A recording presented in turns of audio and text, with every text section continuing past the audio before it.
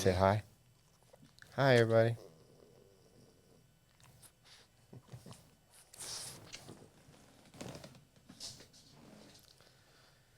What's up, guys? It's Brent with the Wheel and Trigger Podcast, and we are dropping this new episode with the one and only, the coolest name in all of RC, Walker Spinrad. Walker's a cool cat, man. One of the fan favorites. People love his vibe, love being around him. And it was really great to have him in the studio, learn a little bit more about him, what he's doing, what his intentions are, what his background was. Just an all-around cool cat. We did have a couple technical difficulties at the end of this one, and the video might be kind of spliced together. But we had a good time. It's a great sit down and a great chat. I'm looking forward to hearing what you guys all have to think or say about it in the chats on the YouTube or social media. So yeah, one thing you guys can do is definitely always check out our YouTube channel. Please like, subscribe, share our stuff. It really helps us get the word out and get the exposure for these guests that they deserve. Also, we've got a new sponsor, Nitro Pro, servos and batteries and fuel. Thanks to Drew Singer for jumping on board with this podcast and show. It's going to really help us move forward and generate the best content we can possibly do. And I'm really looking forward to the reactions and the people with this podcast. So without further ado, here we go.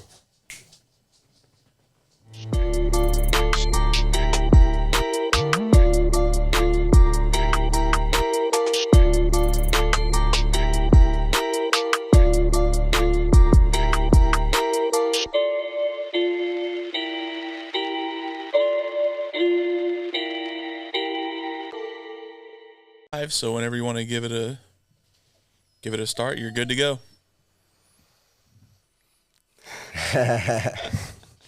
What's up? What's up?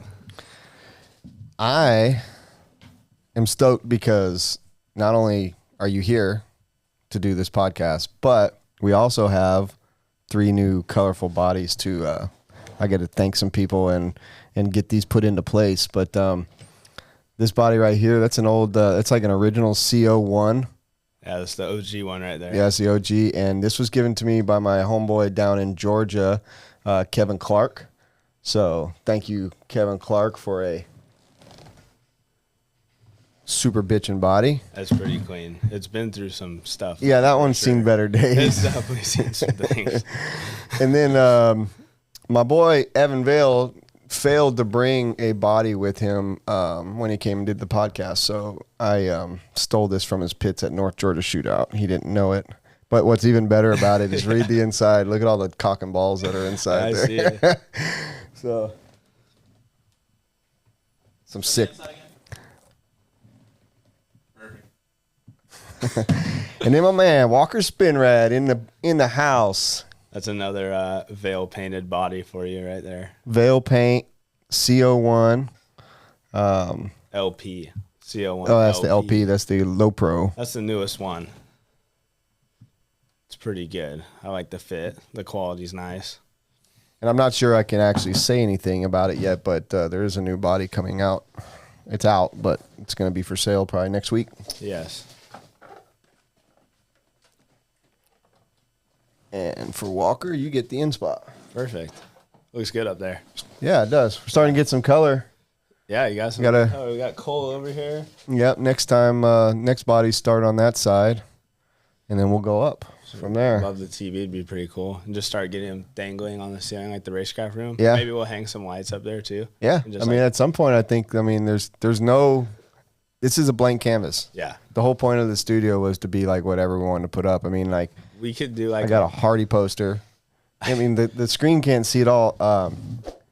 Cameron Saxon with Saxon Woodwork, he presented this to me for at North Georgia Shootout, and I know it's not fully in the frame, and I wish that there was space for it to be, but it's on the Facebook page, and I think anybody that wants to get some really badass woodwork, yeah, Cameron does some bad stuff. That's some super clean woodwork for sure. Yeah, so I think we can make this like a a racecraft room replica. Like we just get like some box springs up to the ceiling, Yeah. with, like the Christmas lights and a bunch of bodies and wings, and even Sean Miller's prosthetic leg we got hung up in there. Bro, I would love to Donated have a it. prosthetic leg How hanging sick from is the that? ceiling. That's so sick. That is awesome. Yeah. So, your first time to Myrtle? First time. It's been good. I've been here for Cheers. 2 hours now. Awesome. You're here for the historic Memorial Day Bike Week that we have annually, and yeah, if you were here a couple days from now, you'd see some stuff that you could write in a book. I think it might be better if I just stay home, but we'll see. Yeah, this would be a good weekend to stay home. A lot of us leave town for this weekend to go and do something like with a family, get a long weekend or whatever, go camping or whatever. But For sure, yeah. it just depends. No, it'll be cool. I mean, I might still be down here. I don't know, like talking with Vale and Hartman, like we might come down here still for the weekend, but I don't know. We'll see. They keep telling me they're going to come and play some golf, and I tell them, give me notice. I need at least a day of notice. We'll give you about like a 5-minute window. Yeah. Like, Hey, we're pulling in to Myrtle we're Beach. pulling in. Is your shop open? Probably. Yeah. That's probably right. I'll give you, once we leave here, we'll go do a tour. I'll take you to the big shop. Okay, cool. Got to get you down for Masters now that you guys got 10 scale cars. Yeah. I mean, I don't officially have one, but I'll get one. Yeah. Shouldn't be that hard. No. I'll be able to get one. So, California to South Carolina. Greenville, yeah. California meets South. West Coast meets East Coast. What is that like? It's pretty cool. I like it down here a lot. I'm excited to like get the summertime like feeling out here. I heard it's really cool. Summertime, I haven't got to experience it. Been a lot of rain. I know it'll still rain a lot, but it'll be a ton of rain. I miss Cali a little bit. Like I miss all my boys down there and stuff. Definitely like the freedom of like pulling out your dirt bike out of the garage and just riding endlessly out there like anytime you want. Like I don't have that here. I haven't really tried to like go out and make friends like mountain biking or dirt biking or anything, but I'm going to start for sure. But other than that, I like it. It's cool. I like it down here. Is Greenville or the Carolinas like short-term plan, or you like it enough to where like you might end up planting roots around here? I don't know if I'd like plant roots forever, but like my lease is till December and I would have no problem signing another year at all. I mean, as of right now, I'm staying. I'm here to stay. Nice. Yeah. Yeah, so I grew up out west as well, and I can tell you that this is home for me. Like I love the laid back style of living in the Carolinas. It's north enough of Florida that you're not like in super hurricane alley. Yeah. We get them, but it's still like we get all the seasons. We get really hot. We don't get super cold. I mean, it's home. I don't envision myself living anywhere else. Yeah. I mean, I'm comfortable down here. Like it still doesn't feel like I like moved, like I feel like this is like home for now, I like it. It's cool. The weather's very different. Like, me and Nick, we went out, played golf a while back, and we got to like hole 13, nice sunny day, and then bam, out of nowhere, like a matter of 3 minutes, it's like I jumped in my pool with my clothes on. I was drenched. Full pop-up, like a pop-up shower? Yeah, like you're walking along like to the car and there's just like water coming out of your shoes and stuff. And I'm like, this is crazy. He's like, yeah. So just down here, I'm like, damn. Yeah. So Myrtle Beach, it's like, they don't even need to do a weather plan because it's gonna rain today or every day. Maybe for 30 seconds. It's gonna rain. Yeah, that's why I learned. It could ruin your day. I'll put it to you this way. We went to S&B, I think like 2 weeks ago. And me, Nick, and Robin Nelson, we all like just went to practice. And we got there, we ran like a tank, maybe 2 tanks to fill our cars out. And we came back to the bench for like an hour to make some changes. And like literally as I put my head warmer on the engine, it just started pouring rain. And I'm like, damn. I was like, well, we'll never know what that setup's like. Right? Yeah. And I just like literally packed up and went home and hopped on Call of Duty. Yeah. I felt a little better. Do you play on a console or you play on a computer? I play PC, but I play with a controller. Yeah. I tried keyboard and mouse before. I could learn it, but it's like super weird for me. Yeah, I don't know. Like at this point in my life, being low 40s, I'm not learning something new. I don't even want to learn that, dude. Like I'm pretty good like with a controller as it is. Like I have no problem just sticking to it. I just like PC gaming because it's like one, there's no updates like Xbox and like rarely, and if there is, it's super quick. But the graphics are just like unreal on Right. PC, so it's cool. But Producer Robert, he's a big time gamer. He's a PC and console gamer. That's how we met. No, I've heard on the other podcast you don't play COD. You play some other game. Yeah, I play a lot of fighting games. I do a lot of streaming too, so I play a lot of everything. But You're on Twitch. yes, sir. You have like TTV in your usernames. Like TTV Robert. Nah. No, but he can tell you, but he's got some pretty cool stuff that he does, and his background. That's how we met. Is I was doing video game tournaments, and he was a competitor at one point. But how many days did you tell me you got to take off because a new Street Fighter's coming out? Taking a week off. A week off. Like back when you were a little kid, you'd miss the day to go get the GTA or Call of Duty game. Yeah. Well, in my day, it was Duck Hunt, motherfucker. And you're like GTA, like we didn't even know what good graphics were. Yeah, I mean, I was always been lucky as a kid with games. Like, I used to play like those old school, like, they'll like grab like 2 shotguns, like at the machine, like that buckshot. Oh, yeah. It was pretty cool. Yeah, Nintendo was a game changer. I was Tecmo Bowl, Excite Bike, like Excite Bike's cool. just really cool, old school, analog looking games, and I was good at them. Mario Brothers. I'd say probably about the time the PS2 came out is when I really was like diehard into gaming. That's when it was good. Like they had like that one like quad game. Dude, I played at my neighbor's house. He had a PS2 with like some ATV game. It wasn't MX versus ATV. It was some just like pure ATV game. Yeah. And I was obsessed with it. And I never got a PS2 or anything, but then I got a PS3 when it came out. And I was like, all over it. Well, between like those games, NASCAR, Tony Hawk, Shaun White, Like Skate 3, like all and like Tiger Woods golf. Like I could just maybe some Madden. You give me 5 or 6 games, I'll never look at another game.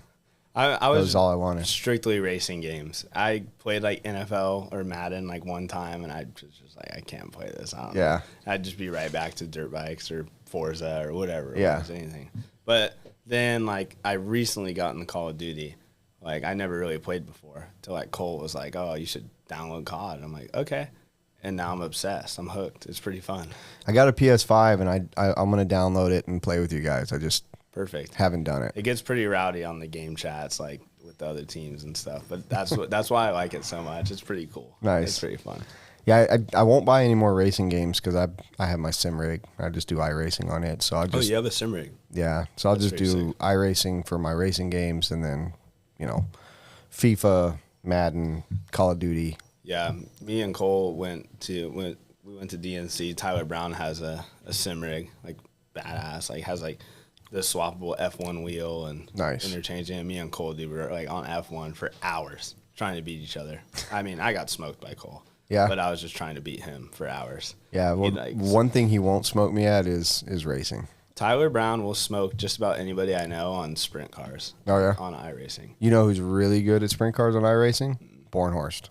I could believe it. Very good. I'd have to see them two go at it because, I mean, I was shocked at how good Tyler was. I'm talking like wheel turned all the way up, dude. My arm was pumping after literally a lap. Absolutely. I couldn't even get out of pit lane. Ask Tyler. It was hilarious. I'm like, this is crazy. Yeah. It's cool, though. I want one of my own. Joe's really good. Yeah, the sprint car stuff's different. I like the dirt stuff better than the asphalt stuff, but I do too, for sure. The dirt stuff's pretty intense. It's insane how like realistic. It's crazy realistic. My favorite thing on iRacing was like the Pro 4 or the Pro 2 trucks. Like I suck at those. I just don't do them much anymore. I think it's just like that's like my whole background's like off road. I was like I think naturally good at it. Cole was pretty good at it too. Me and him were both pretty good at that. But like as far as like the on road stuff, like F1 and stuff, I was decent, but I was nothing special. Yeah. Like Cole's super good at it. Tyler's pretty good at it. I'm mainly oval. I'll play it every now and then, but oval's my jam. That's what Tyler did, and he's like insane. Yeah. I'm like, I didn't know he had one. I'll find him and maybe I can play around. He has one. That's awesome. Yeah, he shreds for sure. I didn't want to be the guy to say to everybody that Tyler Brown shreds iRacing oval sprint cars, but he does. You just did. Because he shreds. It's flat out. Yeah. Man. Oh, sorry. My eye is freaking burning for some reason. Oh, you're good. Did you ever see the NASCAR things? Y'all talking about racing games got me thinking about this. Did you ever see the NASCAR guy who won because he was like, or he didn't win, but he needed to qualify, and he was like basically out of the race if he didn't try something, and he was like, fuck it, this worked in the GameCube game. So that was Ross Chastain last year, and he made it into the playoffs with that move. He rode the rim, sent it right into the corner, rode all the way around the outside on the wall. I did see that. That was and passed enough people to wild. advance. Yeah, that was pretty sick. That was awesome. So that was one of those. There's not much to do in a situation in NASCAR, like besides, I guess, just ride the wall. I wanted to ask you something because he brought it up to me. Robert brought it up to me earlier, and I was like, oh man, I hadn't really looked over it fully. I gave you that little questionnaire sheet to. And normally, the reason I do it is for him, so he can like pull up any kind of social media or whatever if he wants to play it, Okay. or do whatever. And he said, dude, does he work for NASA?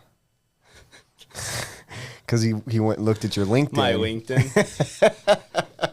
And it says you're employed by NASA. No. And I was like, that's news to me. I don't think so. No, I was trying really hard. I was in talks with Colin Herzig and stuff, and I was working towards it. And I was like, screw it, I'll just put all this up there and see, and like hopefully get some. I've actually gotten a good amount of hits on that LinkedIn, honestly. That's funny. Out of everything, you guys check LinkedIn. He checked it. I wouldn't have even thought of it. I hate LinkedIn. I just don't use it. I get notifications from it all the damn time. Yeah, I've never even used LinkedIn ever. It's just another platform that we have to keep up with. I mean, I don't do Snapchat. I don't do LinkedIn. I barely do Instagram. Only thing I do on Instagram is if it posts from my Facebook to Instagram. Twitter, I mean, what's that? I don't got no birds. I deleted Twitter like years ago, probably like 4 years ago. I'd literally open my phone and go on Twitter, and I'd literally like get off Twitter, and I'd go right back on my phone, and I'd be right back on Twitter. Oh, so you were addicted to it? Yeah, I was like, this is like way too distracting, and I deleted it, and I've never had Twitter since. It's smart. I just wish I didn't have to have any of them. Me too. I just deleted TikTok like 3 weeks ago because that's pretty addicting too. Like you just start scrolling and start seeing funny videos, and you're just like, next thing you know, an hour went by. Yeah. So yeah, I deleted that too. So now all I have is Facebook and Instagram, but I mainly just go on Facebook because of RC. Yeah. But it's not super addicting because it's just like a bunch of race reports. So I don't get like, I mean, it's not super entertaining for me, honestly. No, it's a good point. The only thing that's super entertaining is like Racecraft's post. Chase does a great job. Super good job at keeping them interesting. Yeah, like he's like a master at Photoshop. Like you'll just be scrolling and you're like, I just know that's Chase. Yeah. Yeah. I mean, dude, the fact that the whole butt guns thing came in is incredible. Like, but apparently, I tuned into the chat the other day and he said like he's changing. There's a new. My favorite thing about this picture is like honestly everybody looks pretty sick, but TJ Bradley, like with the hair, looks legit, dude. I don't know, it fits him perfectly. Perfect. Holy shit. I don't know. I heard there's a new band, and I don't know what's going on. We're gonna have to ask Chase about it, but I don't think there should be because this one's pretty elite. Bro, we're barely scratching the surface with the butt guns. Like we need more time to become like what we truly set out to be. Yeah. Yeah. Yeah. Well, I'll ask him tomorrow. Yeah, I was a little. We've got upset. Yeah, fucking. I'll just be like, yeah, dude, we went down to like a little deli down there. Excuse me, and a bunch of people were asking who we were, and we're like, yeah, we're from the Butt Guns, you know. Duh. But just imagine once we become globally recognized, dude. I mean, I think we should get the band together and head down to that bike week thing in those outfits. That'd be pretty. last week's bike week, we would have fit right in. Like we would have had a crowd. Yeah, they would have paid to see us. I think they'll pay to see us anywhere. You're probably right. Like, come on now, dude. We'd be so good. I can imagine like Snoop Dogg getting up on stage when he saw how great it was and just want to be part of it. You know what I mean? Like rolling a big blunt and get up there on stage and you rock out with the Butt Guns. Nothing would make me more happy in this world. I'm with you, man. Chase just comes up with some wild stuff. And that's no exception. All you have to do is just say, okay. Yeah. You have no choice. You can't tell him no. No. I mean, you're... Yeah. That's why because he doesn't take no for answer. Yeah. When I made myself self-proclaimed team member of Racecraft. Like you just... He couldn't tell me no. You really did, though. Yeah. I was like, no, I'm part of this team. Yeah. You can't tell me no. You know? It's cool to see all the people that get on Racecraft, like the different ways, like, yeah, you're on the team, or you should put me on the team, or, you know, like there's one rule. If you ask to be on the team, you're not on the team. You're at the very bottom of the list. Yeah. But as far as you go, you were right in there. So you don't really got a choice, man. Yeah, no, you can't say no. I'm telling everybody I'm on this team. Yeah, even if you tell me no, I'm still on, you know? Even if you tell everyone I'm not on, I'm telling them I am, so good luck. And I'm not on a lot of teams. I got my own stuff, so. Yeah. No, Racecraft's one of those teams to be on. It's just fun. It's cool. It's freaking awesome. Going west is fun. But I want to get the Racecraft people out east. Dude, I want to so bad. All together. Like, we need that DNC vibe at one East Coast race every year. Just like they do. Like, I'd come say on, it guys. should just be AMS because, like, they're already... Like, I know Cody Thompson has been to AMS, I think, twice in a row. And I think Chase and Reese went last year. Yeah. So, but they need... No. AMS is a great race, and I love Dave. I've never been to AMS, so I don't know. But it's in November in Alabama, and it could be cold, rainy, whatever. No, we got to get them out here, like, so soon. We need to get them to the RC Pro-Am in August. Okay. That's exactly what we need to do. Yeah. They need to take part in the RC Pro-Am. I think they should, too, because everybody out here will be there already. Yeah. I'll be there. I know Cole will be there. Evan, Nick. You. Well, Cole's mad about it because that's the weekend that he usually goes to the Ozarks for the boat races. Oh, that really sucks. Poor guy. Now he's going to have to spend the weekend with me and you. I know. Imagine having to, like, hang out with your friends and have a good time. Or go watch some boats. Or you can just, like, I'll give you a quick story. Last year I went to Cole's house for Worlds. And if I never went to Cole's house before Worlds, I probably wouldn't even be here right now, honestly. Like, that whole trip is kind of what solidified my move.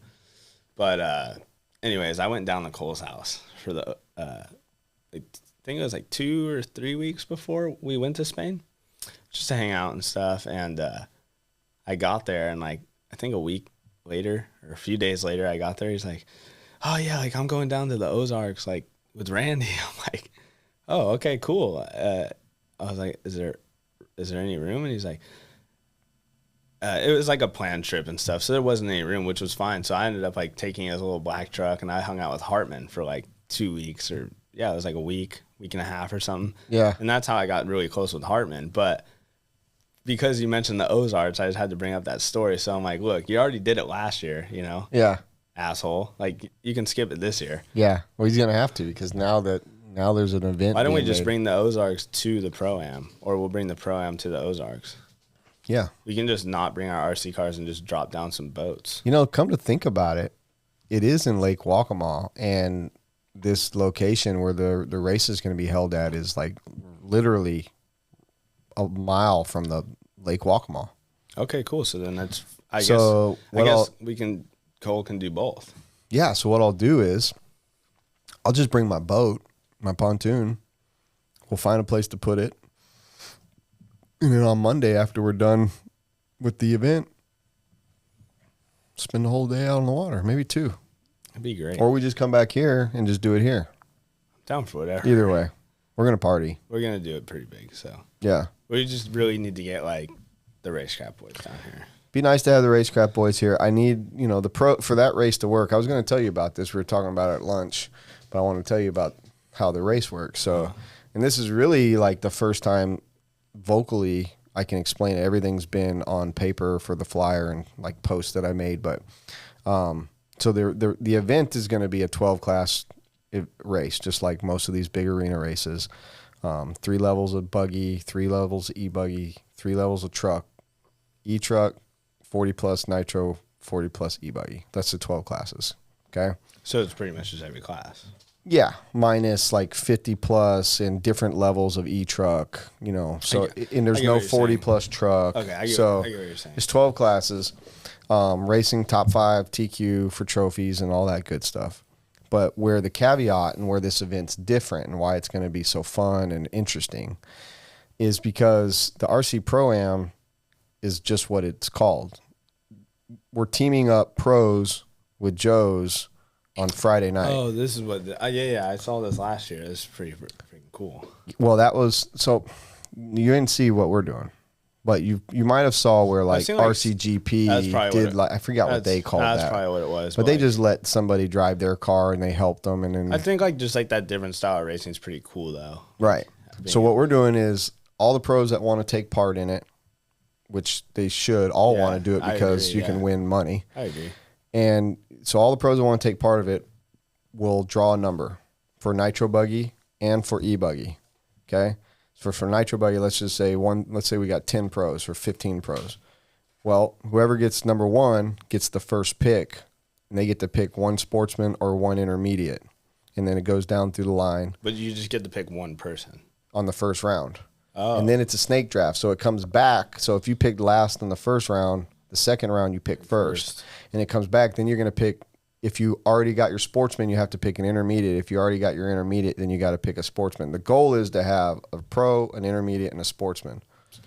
You're combining your points at the end of the weekend for overall championships. So kind of like how the Reese Cup was. Like we had for that Reese, 240 Enduro Cup, we had a pro, a sportsman, and an intermediate. Kind of like that, but you guys all raced in one race, whereas these guys, the individual results is where you finish. So it's like a points race. Yeah. Yeah. And where you finish and you add all the points up, and whoever has the least or the most, however we're going to do our point system, wins. Top 3 teams in Nitro Buggy, top 3 teams in E-Buggy will get medals, and the pro winner will win $1,000 in each class, and second and third will win some money in each class, and then the sportsman and intermediate guys are going to get prizes. Right. So the goal is to bridge the gap between the pros and the Joes. So if you picked up 2 guys, you're running pro, and you got these 2 guys, you're going to want them to do as good as possible. The goal is for you to make sure their car is dialed. Right. It's right. All they have to do is drive it. Work together. Okay, so it's not like you drive one car. No, it's just you're just on a team. They race their car, and however they finish, that's exactly the point. Whatever. And the goal is to help each other. Yeah, mainly to get the pros involved with the lower level guys because it could benefit them in winning money. Right. It'll just put them in a good spot for future races as well. So absolutely. And then this event concept is sure to evolve and turn into something else. As it moves forward. That's kind of the first drop. But so here's what's really cool about Friday night.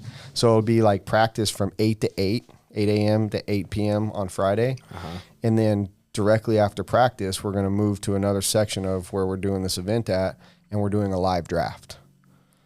So Lance, who is the RD, is going to be help directing this whole live draft. We're going to have drinks and food, and we're going to have a PA system, and it's all going to be done just like kind of like an NFL draft. So it's gonna be real cool. You call people up; they're gonna get to like get their picture taken with their, you know, the guy who drafted them. Yeah, and it's all gonna be live in front of all the other people that are standing there. that's gonna be pretty badass. Yeah. I'm excited. I mean, I'll definitely be there. Yeah, so it's just a different way of doing something, and just hoping that my goal and the whole thought process of this is to get the pros and Joes working together. Not so much like me walking up to you and being like, "Hey, man, can you, you know, how do you do this?" Or what do you be like? Here's my car. What do we got to do to make this thing as good as possible so we have the best chance of winning? Mm-hmm. And let the pro throw some magic at it. You know, they can't drive it for them, but they can make it as good as they can for them. You know, and that's what we need more of. We need more pros stepping up and lending that hand. And unfortunately, this is a way of doing it with like a carrot at the end of the stick. They should be doing it anyways, and most do. I'm not saying that they don't. I don't want people to think that that pros are all Not snobs. all pros are assholes. No, there's a couple out there that are probably harder to deal with than others, but Most definitely.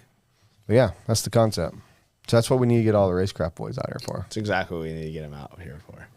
Chase will figure out a way to bone out. He's a sissy, man. He's super good at flaking. He's like master flaker. So how many master names does he have, Robert? Master Flaker, Master Farter, And Master Farter was impressive. Master Baiter. That's probably on the resume already. Yeah, Oh man. true that. No, I think Chase really would come out. I mean, if we get like, you know, he's gonna hear about it now. That's a pretty good notice for you to plan a trip. You know, it's not till August. He'll figure out a way not to. The last like 2 days before the race. Yeah, something about California doesn't pay enough or something. Yeah. No more time off. You use it all for DNC. Yeah, probably. Whatever. Who knows? Is what it is. The fact that he doesn't like Blink-182 just proves right there that That he was is, the biggest disrespect like I've ever gotten thrown to me. Like I was really upset. I almost put the flock foils I had on the printer that day on hold for one day. For one day, because I was like, there's no way this guy said that. Like, okay, I can get like a little bit of why you throw shade, but bro, like Blink-182 is freaking rad. Yeah. Like it gets you in the mood. Just like if you're having a bad day, you turn that shit on and you're like, let's go. You're Absolutely. like, I want to go do something. Absolutely. Yeah. Blink-182, and they're back. I know. They're back. I said that, and he's like, "Pfft." Do you know, I would have like literally sold my kidney to go see him at Coachella. I didn't even know they played at Coachella until somebody said they were at Coachella. Yeah. Yeah, they're back. Back. Chase, they're here to stay. Yeah. Come on. This guy. Like the butt guns, like we're gonna switch our genre up to Blink-182. Might turn into a little bit of like pop punk. It probably will. Like Yeah. a little bit of emo, like that shit's sick. Yeah. You know? So Hey, man, to each their own, but it's so funny. There's so many people like this has sparked so many conversations and like lots of posts on the internet of people like talking about Blink and talking about, you know, how they suck, or, you know, even somebody when we posted up about doing our live show that we're doing this month, that they're like, so Lowe's or Home Depot. You know, so it's like he created these like, we can go all day at playing this or that. yeah, you know? exactly. And I'll usually just say whatever you don't want me to say. Well, that's what he did. He probably shops at Lowe's all the time, but he freaking goes off on this tangent about how terrible it is because I like it. Yeah, for sure. And he probably secretly has freaking every Blink song in his Spotify. Oh, I know for sure he does. He's just like been trying. He's like, I just want to make a racecraft edit to this video, like to this song. Yeah, so how can we bad. make it racecrafty? Yeah, he's like, but I just can't do that because then they'll know I like Blink. Yeah. Yeah. Dude, It's okay to like Blink. Chase, it's all right to like Blink, man. I'm talking to you. It's okay. It's totally okay. It's totally okay. You look that way. It's totally okay. As I looked in the camera, I didn't even see my freaking face or body. I'm like, damn.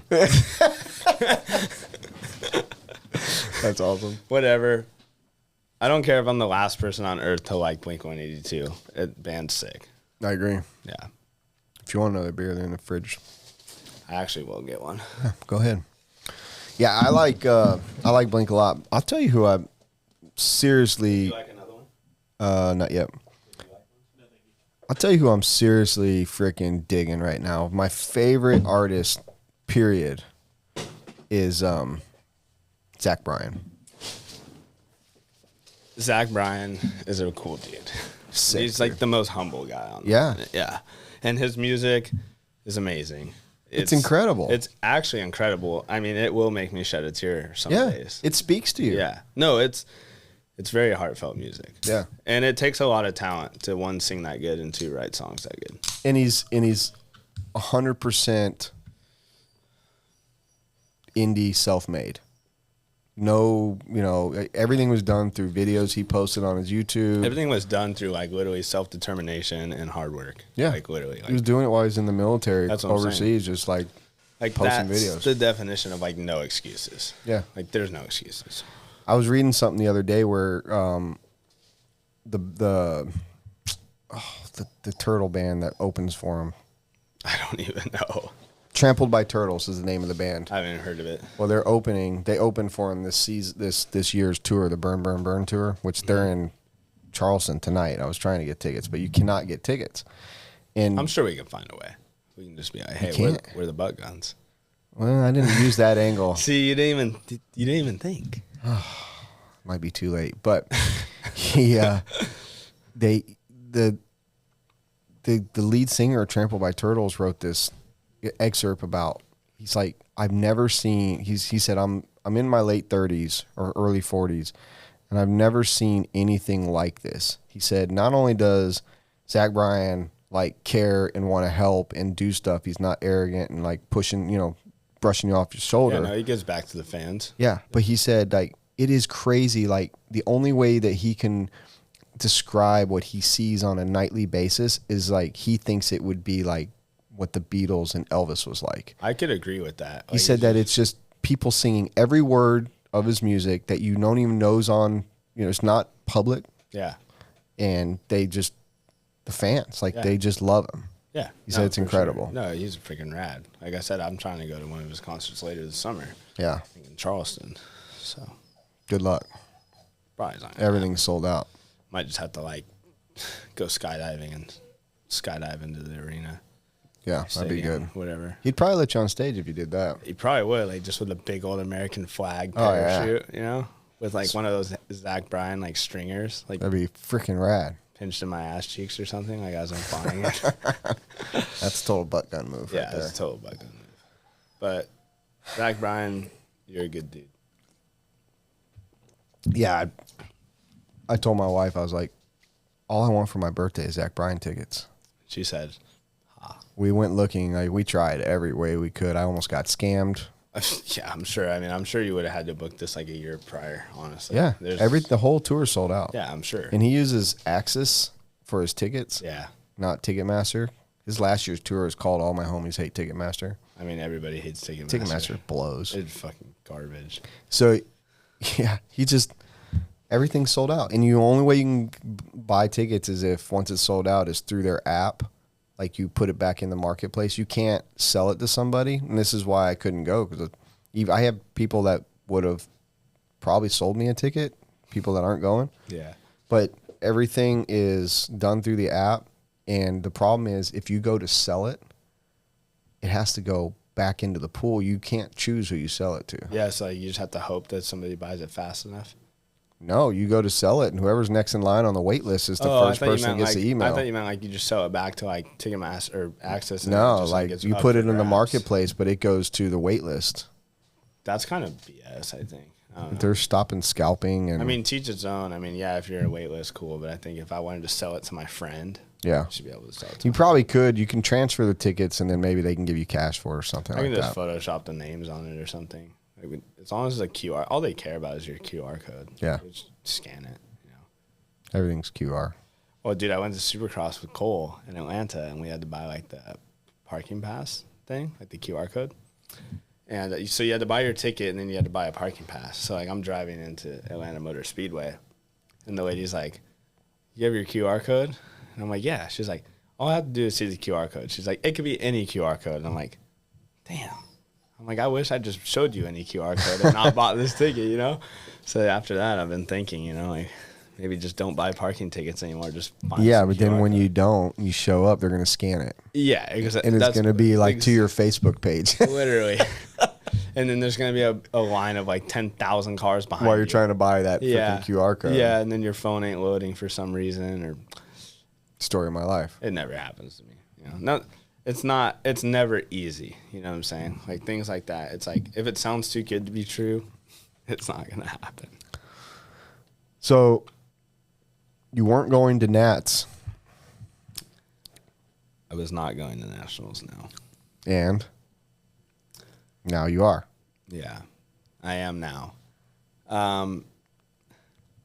Well, pretty much like I really wanted to. It's not that I didn't want to go. It's just like I've been racing a lot. I've been racing for a while, and all these races come out of my pocket. I don't get help at all. I don't get any help, actually. It comes 100% out of my pocket. Unless like I wrench for coal or something, I get trip help. But like if I just wanted to race and not wrench for somebody, it comes straight out of my pocket. Are you wrenching or are you racing? I'm racing. Who's wrenching for coal? I don't think anybody. Last year it was Casey. For Nats. I would assume if anybody were to do it, it'd be Cody Thompson. But Cody's racing. Yeah, but Cody's pretty. I mean, Cody's like a me. Like even if we're racing, we still help. You know what I'm saying? Oh, yeah. Like wrenching is a whole different ball game at those races. Like, yeah, you got to wrench 24/7. Yeah, but you have time. At those races, you have time. Well, it's only 2 classes, but I don't know. I think Cole might be just wrenching for himself and wrenching. I don't know. I think Cody would just be his pit guy. I have no clue. Yeah. I'm not going to say anything because I don't know. Yeah. All I know is I am going to nationals now. Favitas and Evanville talked me into it. And the Bartletts over at One Army, like they've all been talking me into it ever since I said I wasn't going for a while.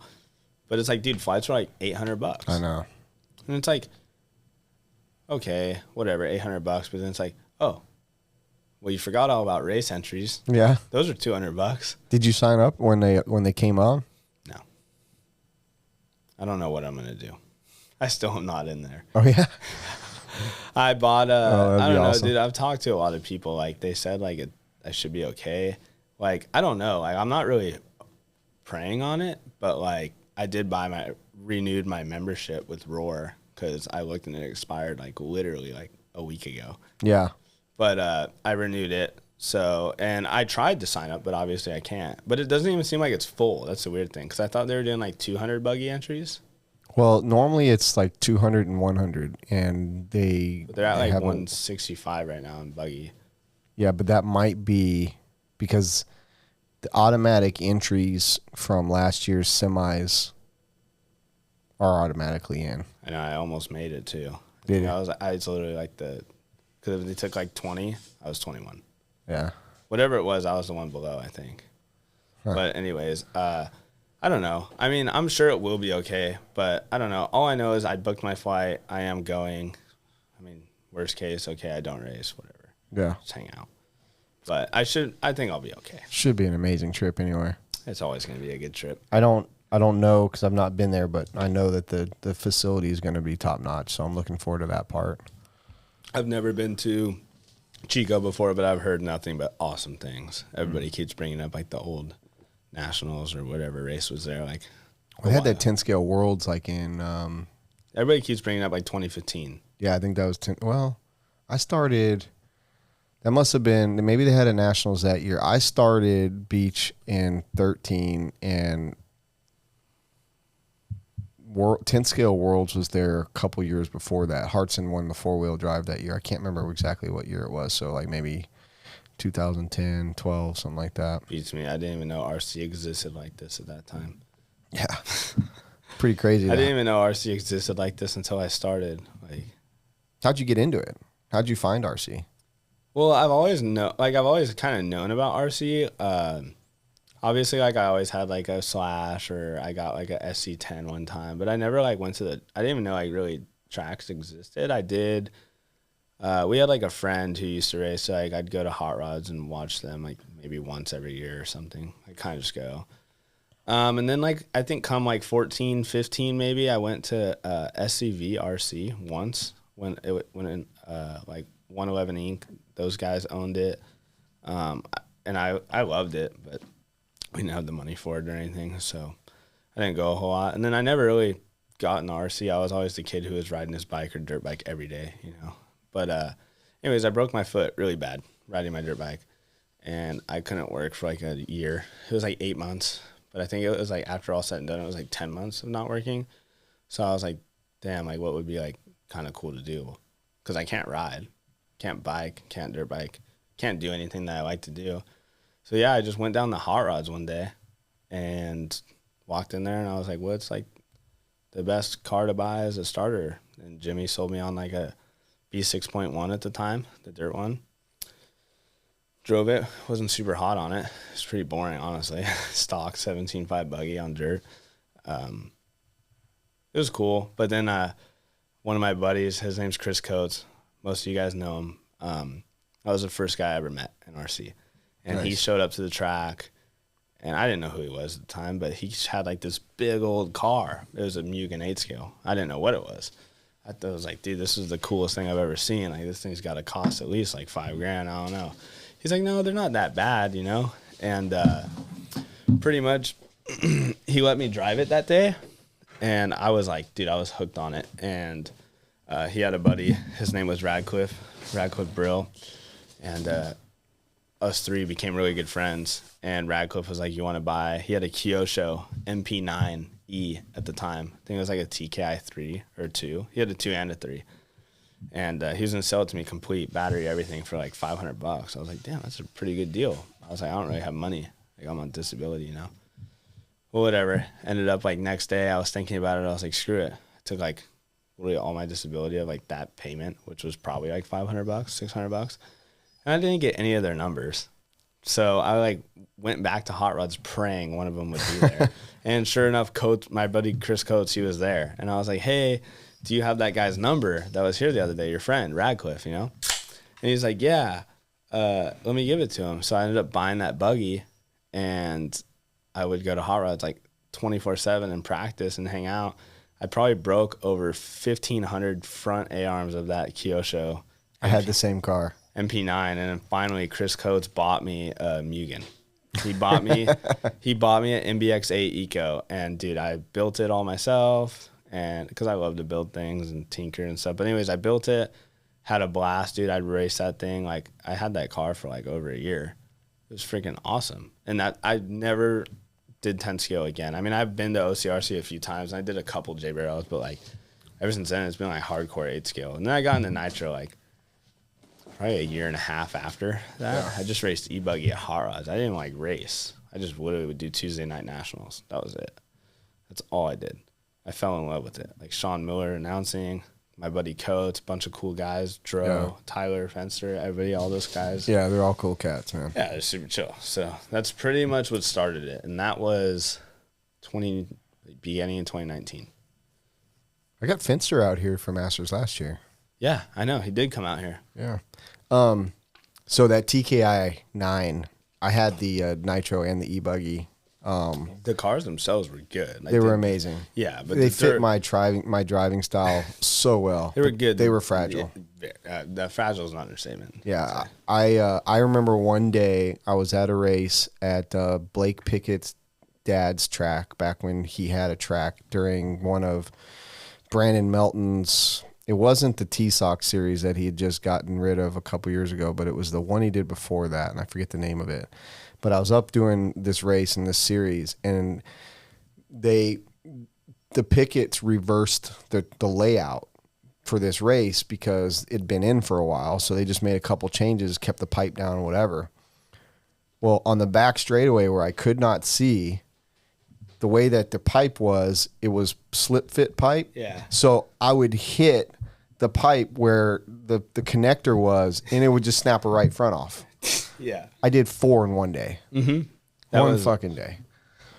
Literally me at Hot Rods, dude. Like, I'm telling you, I'd grease a jump, dude, and I'd land, and that front arm would be like behind the rear wheel. And I'm like, okay, cool. You know? Like, dude, it was to the point where the plastic was so stripped out because I was constantly taking screws in and out. Right. Like every 30 minutes, too. Right. Like, it didn't even really give it time to cool off. Yeah. You're just like constantly, you know. I was so good with that car. Like, that was, as far as results go, I did the best I ever did in RC with those cars. I can't say because it was the first. It was really just like the first thing I've ever driven. But I did know they drove pretty good, like at the time, as I like got to experience other cars and stuff. And for how inexperienced of a driver I was, I did know they were pretty capable. Yeah.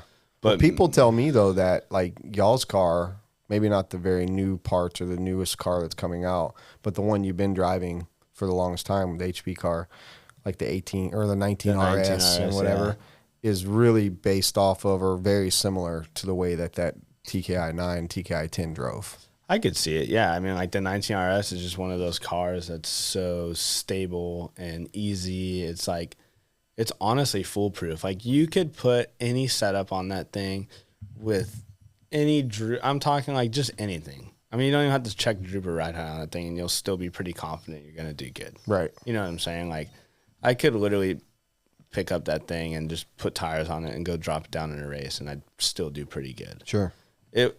That car is, I think, still one of the best cars on the market just for, I mean, not even just a pro driver, just especially the average driver. Right. It's just like so comfortable and easy and stable. Like it's cool. I mean, our new stuff's good too. I think the new car is just as capable, honestly. Like for sure on the high bite stuff, it'll blow that thing. It blows the 19 RS out of the water. Like corner speed. It just has a ton of speed. Yeah. We've gotten it pretty good on the rough stuff. I don't know. I think they're both really good, honestly. The new car, I think it will just get, obviously it's just going to get better. Yeah. Like anything that gets released, you have to work out the bugs, you know? Of course. I mean, I wonder what next weekend's going to be like at Nationals because there's going to be a lot of entries on, or a lot of time on the track. The track probably be held together pretty good, but in Roar's fashion, you're not really supposed to touch the track. yeah. So I could see, I'm like, hoping that it's like got some character, but high bite also. So like you have to, you know. I think our car, like, I think that like the new HB car, like with all the new parts, will be like one of, if not the best car on the track. And I'm not being biased because I run that car. I'm just talking in terms of cars. I think it'll be one of the best, like, if not the best. It just has that like natural, like, it like does this thing when you turn it and like give it gas. It's like almost like you have like a rope on the front of it and somebody's like pulling you out of a turn. It's just so freaking fast. Nice. So I'm excited. I'm excited to see how I do. I'm obviously excited to see how Cole does because, you know, he's Cole and Mason and Fabitas, like everybody, you know. I think we'll all do pretty good. Fee. Wow. Yeah. I mean, he's Mason and his brother and Fee. Those three kids. I mean, there's a lot of kids right now that are fast. They're all, I mean, most kids are pretty quick. I mean, the Fuller is like, I mean, we know Mason's good. I think Caden is like one of the most like slept on like drivers. Like Caden's just so like, yeah, whatever. Like everybody tells me that he's better than Mason, but he doesn't care. Mason cares. I think Caden he could. does. I mean, to me, they both really like. They're just so like nonchalant. Like I know they care. I know Mason cares more than Caden, but like every time I talk to Mason, he's like, yeah. But that whole family's just so cool. They're just so chill. So cool, man. They're so freaking rad. Like Mike, dude. Mike I is love like, Mike. dude. Mike just makes me like. Whenever I'm having a bad day, I'm like, damn, dude. I really wish like I could Such talk a to trip, Mike right dude. now. Yeah, he is so funny, man. Like we had like in Spain, dude. Like we were playing ping pong, and like you would think like all the kids would just be like super into it, and then we were. And then there's Mike, and Mike is just like super into this ping pong, like, and he's destroying all of us. You know, I think Mason was the best. Mason and Pavitas, those two going at it in Spain, on the ping pong table. It was. Just I spent the last night with them. Me and TJ, we drove over there after the final night. Yeah, I remember. Yeah, you were there. Yeah, you were staying there, right? Yeah. Okay, but we played ping pong that night, and it got pretty serious for a little bit. Serious, you know. Yeah. That was the night that Cole took that rental car through the gate and with me passenger. Yeah. He's like, dude, I almost fucking totaled the rental car. I was like, almost doesn't count, bitch. Yeah. Exactly. You either total it or you don't. He didn't total it. It was actually far from totaled, honestly. It was like barely even. The bumper was like barely even. I mean, like Cole and me and half of everybody else were super big over exaggerators. Yeah. I'm not one to talk. I'm like the biggest over exaggerator. So this podcast is going to come out today is Wednesday the 24th. This podcast is probably going to go to the public on Monday the whatever it is, 30th or something, I want to say, right? I think it's the 29th. Okay, so it's going to go. So, but the reason why I'm bringing that up is because it's going to go to the point where we can get some messages going back and forth on YouTube and whatnot. So I'm staying with Cole, Cody Thompson, TJ, Daniel, and Lucas At Nationals. Uh-huh. And in the same Airbnb complex, there's also both S-Works at Airbnbs, and then Techno, at least. I don't know how many Techno, but I know like Mance and some of the Techno guys are in one Airbnb, and there could be some that I don't know about yet. However, I mean, I might be in that same. I don't even know. Like, Pavita sent me the screenshot of what he booked, but I don't know what's what. Right. So I could be there as well. But we're going to be partying like crazy. So I'm issuing a challenge to all you guys that are watching, listening to this, to get on YouTube and go in there and post what you want to see videos of our stay together. Lucas is actually documenting the entire week. He's going to be following around Camden, Cole, Camden Lime, Cole Ogden, Seth Van Dalen, Dakota Finn. He's doing a documentary on them for the whole Nationals week. So, but we're going to be capturing a lot of good video. I'm probably going to have my phone in the hand doing some reels and shorts. So if you guys, my challenge to you is post in the comments what you want to see, and I'll see if I can make it happen. No, we'll make it happen. We'll make it happen. We're not going to have all the members of the Butt Guns there. We'll have 3. We'll have everybody but Chase. Everyone but Chase. So maybe we can do some riffing. We can do a little bit of riffing. We can like maybe give you guys a couple teasers of what we've been working on. Yeah. Behind the scenes. Yeah.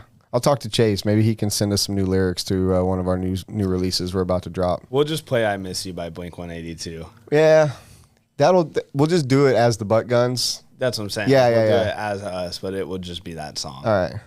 Just to irritate. Maybe Chase. What's My Age Again, because I think What's My Age Again is a banger song. I think that'll fit the mood real well. I just like "I Miss You" when Tom sings, you know. So I don't know. We can figure it out. We'll figure it out. It's gonna be a party. It's gonna be a good one. I mean, I'll be in the mix with all the guys, whether I stay in the same facility or not. I'll definitely be over there. Do you remember last year at Nats, Tommy Hines getting ejected? It's the first time I met that. First and only time I met him. Oh, Tommy's awesome, dude. But he's a freaking rad guy. Oh, he's so awesome. So Tommy, when I met him the first time, he actually came for either INS or a Masters at my shop, and he wasn't Cowboy Up yet. Tommy wasn't what he is today. But I love Tommy the way he is today. And last year when Jeff Parker tried to throw his ass out, fuck you, Jeff Parker. I don't know who you are, but fuck you. Yeah, he's a douche. So Jeff Parker tried to throw him out because Spencer brought him a full Bud or a Coors Light while he was marshaling during warm-ups. Well, I do remember all this. I just can't put a face on the name. That's what I'm saying. Like, right. On this guy that we're talking of Jeff about. Parker. Yeah. Yeah, fuck him. But Tommy, so this is how dumb Jeff Parker is. Let's explain this real quick because he gets brought up at every podcast because he's that fucking stupid. Okay, let's check it out. So Tommy gets done running his qualifier. So he goes to Marshall, sits down at a bucket. I remember this is when Spencer, being the boy he is, Heckert, brings him out of Blue Mountain, freezing cold Blue Mountain. Tommy shotguns that motherfucker on the bucket out on the track. Jeff Parker comes, boots him out, tells him he's ejected from the event. So Tommy leaves the track, goes to his pits, X-ray pits now, Gord, Ty, Souza, Ciccarelli, all of them, right? And they're all underneath the tent, and he's just kind of like, Tommy's kind of like, whatever. Well, the problem was for us, S-Works guys, they were booting Spencer for bringing the beer as well. Oh, my God.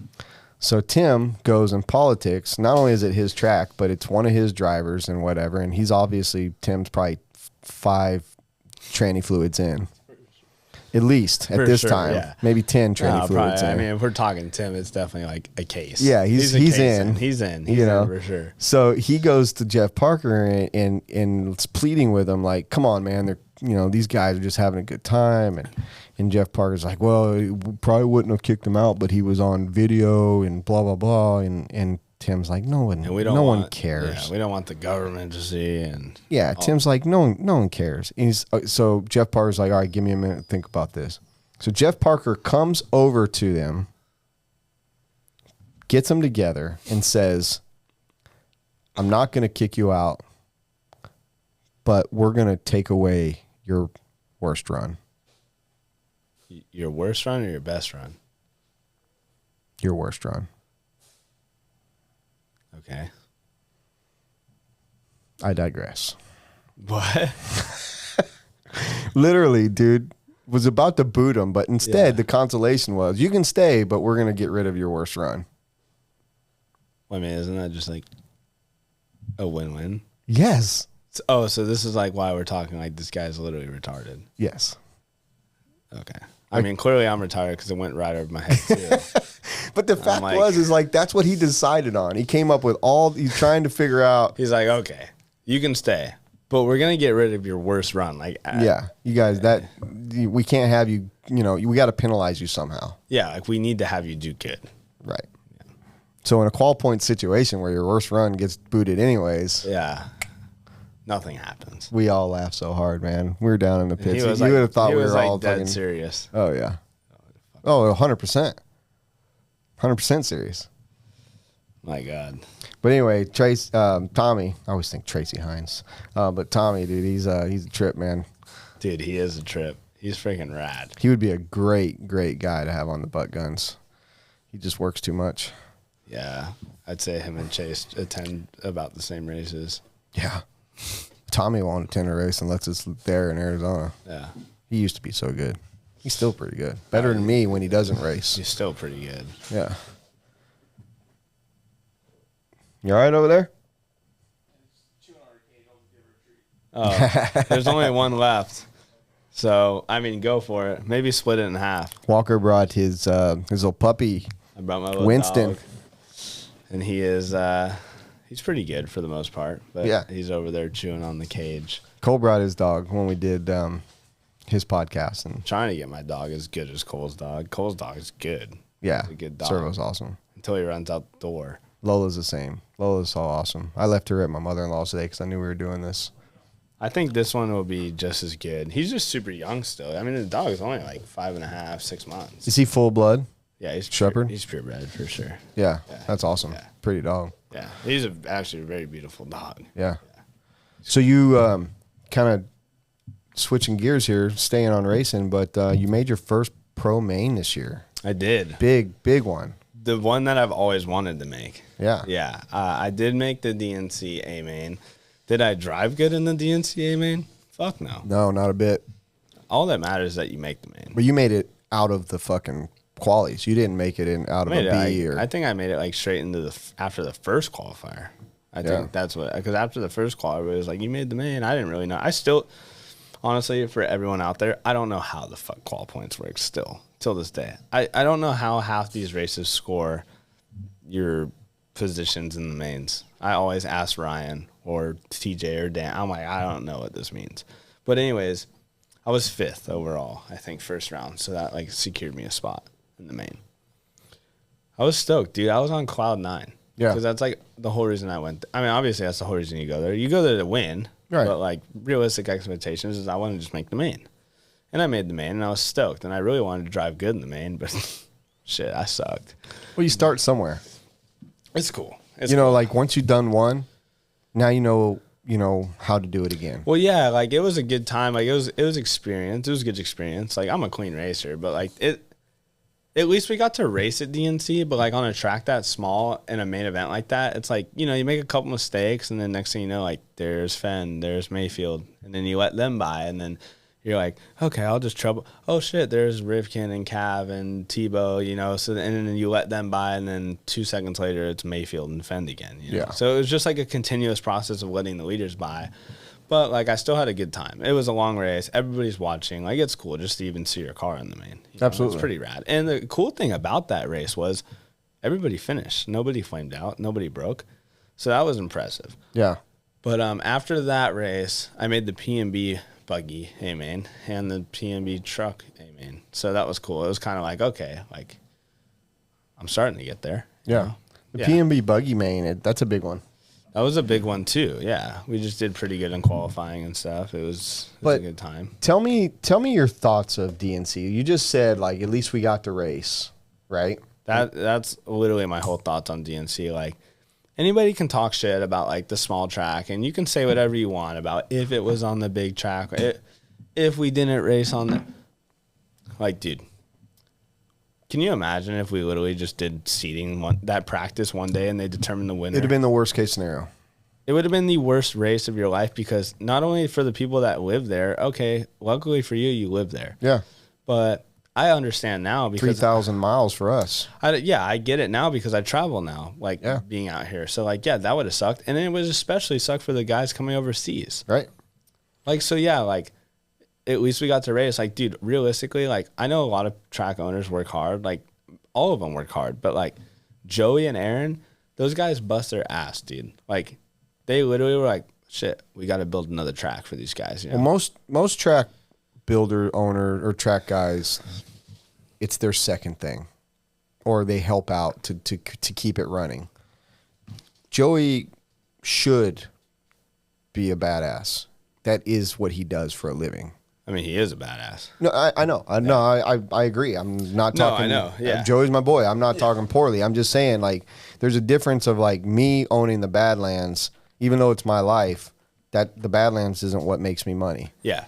The dirt is what makes Joey his living. Correct. Like, it has to be badass. Yeah. And he's done an amazing job building a brand sure. and these 3 or 4 races a year that are big. Like, kudos to him. I'm a capitalist to the fullest. Like, go and get it, make as much as you can. I don't hate. No, I would have been very, very bummed and very disappointed in their efforts had they not done the track. Yeah, because that's not like something Joey would have done. You know, if like what they did this year is what they do. Yeah, that's what I'm saying. Like these guys whipped up. First off, that's an on-road track. For those who don't know, that covered area that we did race on, that's like Brian Wright's on-road track. And next thing you know, on-road track's gone. Dirt's being moved in. Westergaard too. That's another guy we leave out. Like Westergaard, dude. Like, I love him, man. Yeah, thank you, Anthony. Because this guy busts his ass too, just as hard as Joey and Aaron and all these other guys. Yep. But anyway, so Westergaard was moving dirt most of the day, actually, as we were racing, practicing on the big track or qualifying or whatever. Yep. And then Joey and Aaron and Anthony, and then they got a few helpers like at night. And dude, these guys whipped up a track like it was nothing. Yeah. Next thing you know, we're all racing. Yep. I was stoked on the small track idea because what does it revert back to? Hot rods. Not only that, any racing series in the world, you're going to go from one extreme to another. Like, for instance, NASCAR will go from Daytona to Martinsville, 2.5 mile to a half mile. Yep. Like, yeah, it was small and it was crazy. I think it took more skill to drive that track, though, honestly. Like, it was, like, just so small and, like, you had to literally, like, tiptoe out of the corners because there were just these holes in your car. Dude, the elements. That's what I'm saying. For instance, like, I sat and watched 45 minutes of truck and buggy Pro A mains, watching those guys hardly blink, run 150 laps in 45 minutes, freezing cold weather. Dude, we're freezing. talking freezing like, cold. You think Southern California, you don't think dude, it with the wind and honestly, the dude, blowing rain and stuff. SoCal in the wintertime is freezing. For those who don't know, it's freezing. Like, I would be standing there in a heated jacket with my hands in my heated pockets watching this race, still cold, yet Dakota and Mans and all those guys up there with their hands out in the elements, their eyes not, like, it's just brutal. I mean, you don't really think about it when you're zoned in like that, but like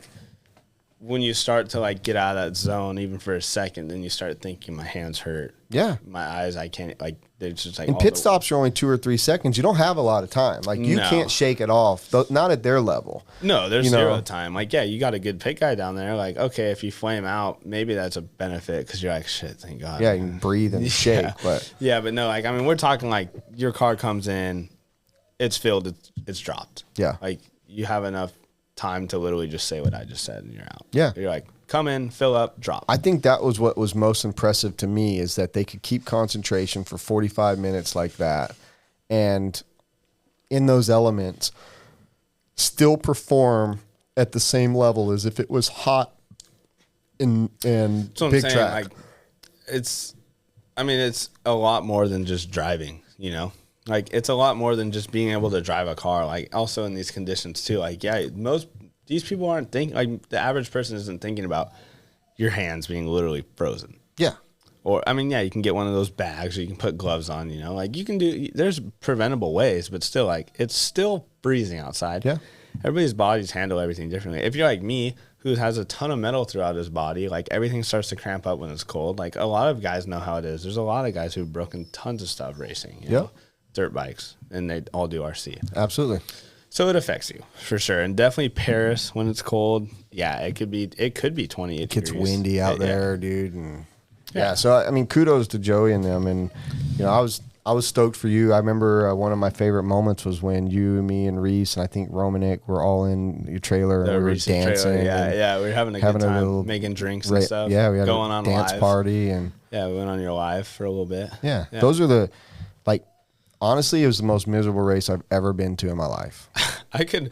But it was some of the most fun I've had at a race. You just learn to make the best of the situations. I mean, as long as you have all your friends there, it's a great time, no matter what. I mean, we always have a good time. I mean, yeah, there's a bunch of shit that went down that weekend, you know? Like, a lot. Yeah. Yeah, so, I don't like any of the bad stuff because I'm a lover. You know, I mean, I am too at the end of the day, you know. I know you are. You're like one of the kindest, nicest people I've ever met at the track. Well, thank you. Honestly. I appreciate it, yeah.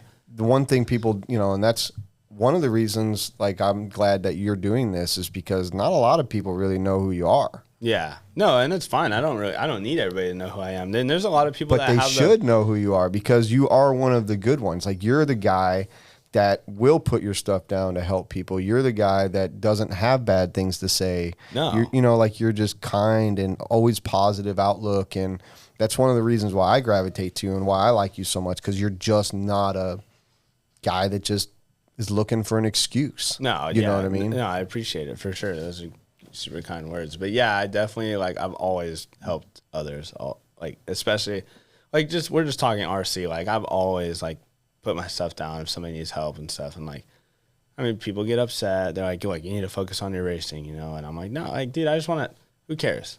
Yeah. It's like, we have so much time, dude. Like, I don't need the 2 hours to work on my car. Like, I would rather fuck off with friends and help people and, like, scramble for the last 10 minutes. I'm the same way. Like, it's just so much more enjoyable. Yeah. Because if you're constantly head in wrenches 24/7 and then you do bad, well, it really sucks. But when you, like, make the most of your race weekend, hanging out, fucking off, you know, and still racing pro, and, like, either you do good or bad, it's still rewarding. Yeah. Even if you do bad, because you're like, well, I wasn't at my pit table every freaking day. Yeah. Every hour. Well, you can fabricate an excuse, but it's still in the same token, you're not doing this for a paycheck. Yeah. Like you said it earlier, like, this all comes out of your pocket. All so 100% you need to enjoy your hobby. Yeah. You're spending a lot of money, a lot of your lifetime to be there.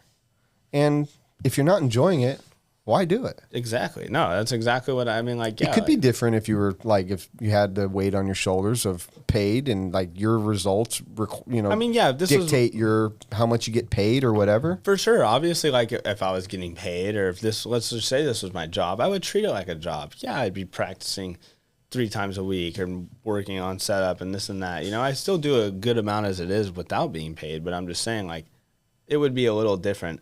I still don't think I would still lose that, like, helpful mentality, but it would just have to be, like, a little bit put on hold. Like, yeah, you know, if some guy comes up before my race, like, I'm going to have to shoo you away, but I don't. Yeah.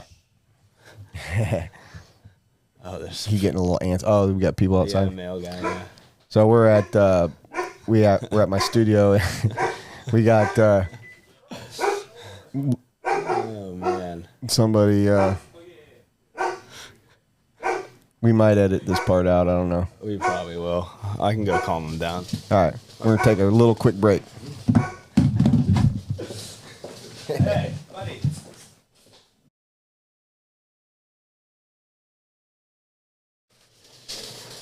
All right. So we were talking about before our break. We were talking about being a pro and helping people and and all that. But pros help people. Yeah, they do. Yeah, most of the time. Most of them do.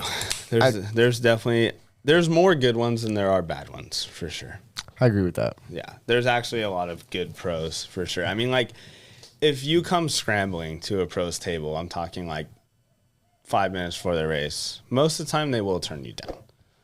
But like if you need your motor tuned or something, like I mean, I'll sit there and wrench on some guy's car all day. Yeah. Before I wrench on my own, for sure. Yeah. It's just enjoyable. Like, I do remember P&B. I met a couple guys. I don't remember their names off the top of my head, but you'll know who you are. They're like, hey, can you help me tune my... Well, first off, they were tuning their motor right outside our pit. Like, Ryan's like... So you're hearing the... It's like, bah, bah. No, honestly, it was so rich, dude. It was like literally like it literally wasn't even like, it wasn't even a good tune. But I just kept watching the screwdriver movements get progressively richer and richer. And I'm like, shit, I'm just going to go over there. Like, the faster I step in, the faster we can just, everybody will be, yeah, they'll have a good tune. They'll go have a good race. They'll be out of here, you know, like. Anyway, so I went over there helping them tune. I literally got in there, dude. I think I turned like the low speed needle like 2 whole turns lean. Oh my gosh. And it was like almost perfect. It was actually still rich. But anyways, I got in there, dude. I just leaned out all the needles and we got them on a good tune. It was a pretty proper tune. And they're like, how'd you do that? And I'm like, oh, like most of the time it's too rich. Like most people just think it's too lean because they're like almost afraid of hearing the engine rev up because they think it's going to blow up or something, you know? But I taught them how I tune and stuff and what I listen for and stuff. And they're like, oh, like, what was your name? And I was like, oh, it's Walker. And they're like, what's your last name? I'm like, Spinrad. And they're like, Spinrad? They're like, we know who you are. I'm like, oh, well, good to meet you guys. Like, dude, they were all stoked. And like, that's the stuff that makes you like feel good about yourself. And that's the stuff that makes you want to keep helping people. Absolutely. You know, like when they know who you are, but they don't know who you are, you know, like it's pretty cool. Like, and we were pretty good friends all weekend, actually. You don't remember who they were? I do if I go through my Facebook messages. The reason why I asked that is because I get that a lot. I get that a lot where people don't know who I am until they hear find your out name or something. Yeah. But speaking of names, when was is it April? Okay. First weekend of April. Okay. Your name has got to be the coolest name in RC. Like, shout out to the Spinrad family. I definitely agree. Shout out to the Spinrad family. Like, thank you. I get it a lot, but truly, like, I always look back and I'm like, Spinrad. Like, besides Walker, but like Spinrad. This is a cool name. That's a sick last name. So, do you have any siblings? I do. I have a sister. I have a younger sister, a younger brother. My brother is 22. What are their names? Wyatt and Shelby. So it's Walker. Still Wyatt. cool. Like, they go well together. Like, fuck, your parents were on it. Shelby Spinrad, Wyatt Spinrad, Walker Spinrad, and then my dad Greg, and mom Shannon. So, Spinrad, what is that, like derivative of like I don't know, Ireland or Scotland or Russia? I mean, I am Irish. I don't know like where. I honestly don't know like how it's originated or where it like originated from. But like, we need to look that up. Robert, look that up. Look up where Spinrad, the surname came from. The main guy, his name's Robbie Smith. Robbie Smith, you're a cool dude, bro. We had a good time out at PMB. Good. Yeah, it's super cool. You can also always, being that you're a Drake engine guy, you can always refer them to his YouTube channel to where he teaches. I actually did. That's a good point, but I did actually refer him to Drake. There's that, and then also, believe it or not, excuse me, it's whether this is like faux pas or just, something that I got to do, but JQ's book really helps with that as well. I mean, no, the guy knows what he's doing for sure. Like, it sucks. Like, I'd love to have him on here soon if he ever comes back to America. I mean, he shouldn't. I mean, he always talks shit on Americans and stuff, but it's like this is the one country that will just accept anybody. Like, Yeah, no matter it's what. weird. They wouldn't accept us probably. Like, you know what Bastards. you're doing. Like, JQ, you do know what you're doing. Like, you are a smart individual. It sucks. Like, you're pretty fucked up in the head, but Yeah. I think he does it to get a rise out of people. I think that's true. Like, you got a rise out of me. I mean, I do kind of enjoy it. Like, it's cool. Yeah. But there when comes a tipping point. But like, when you can't admit that you're the problem, even if you're not always the problem, but like the fact that you just can't admit like you did something wrong is incredible. But yeah. No, we won't get off on that because we can go an entire show talking about the village idiot. No, yeah, we won't get on that tangent at all. Spinrad looks to be British and Ireland. British and Irish. It makes sense to me. Yeah.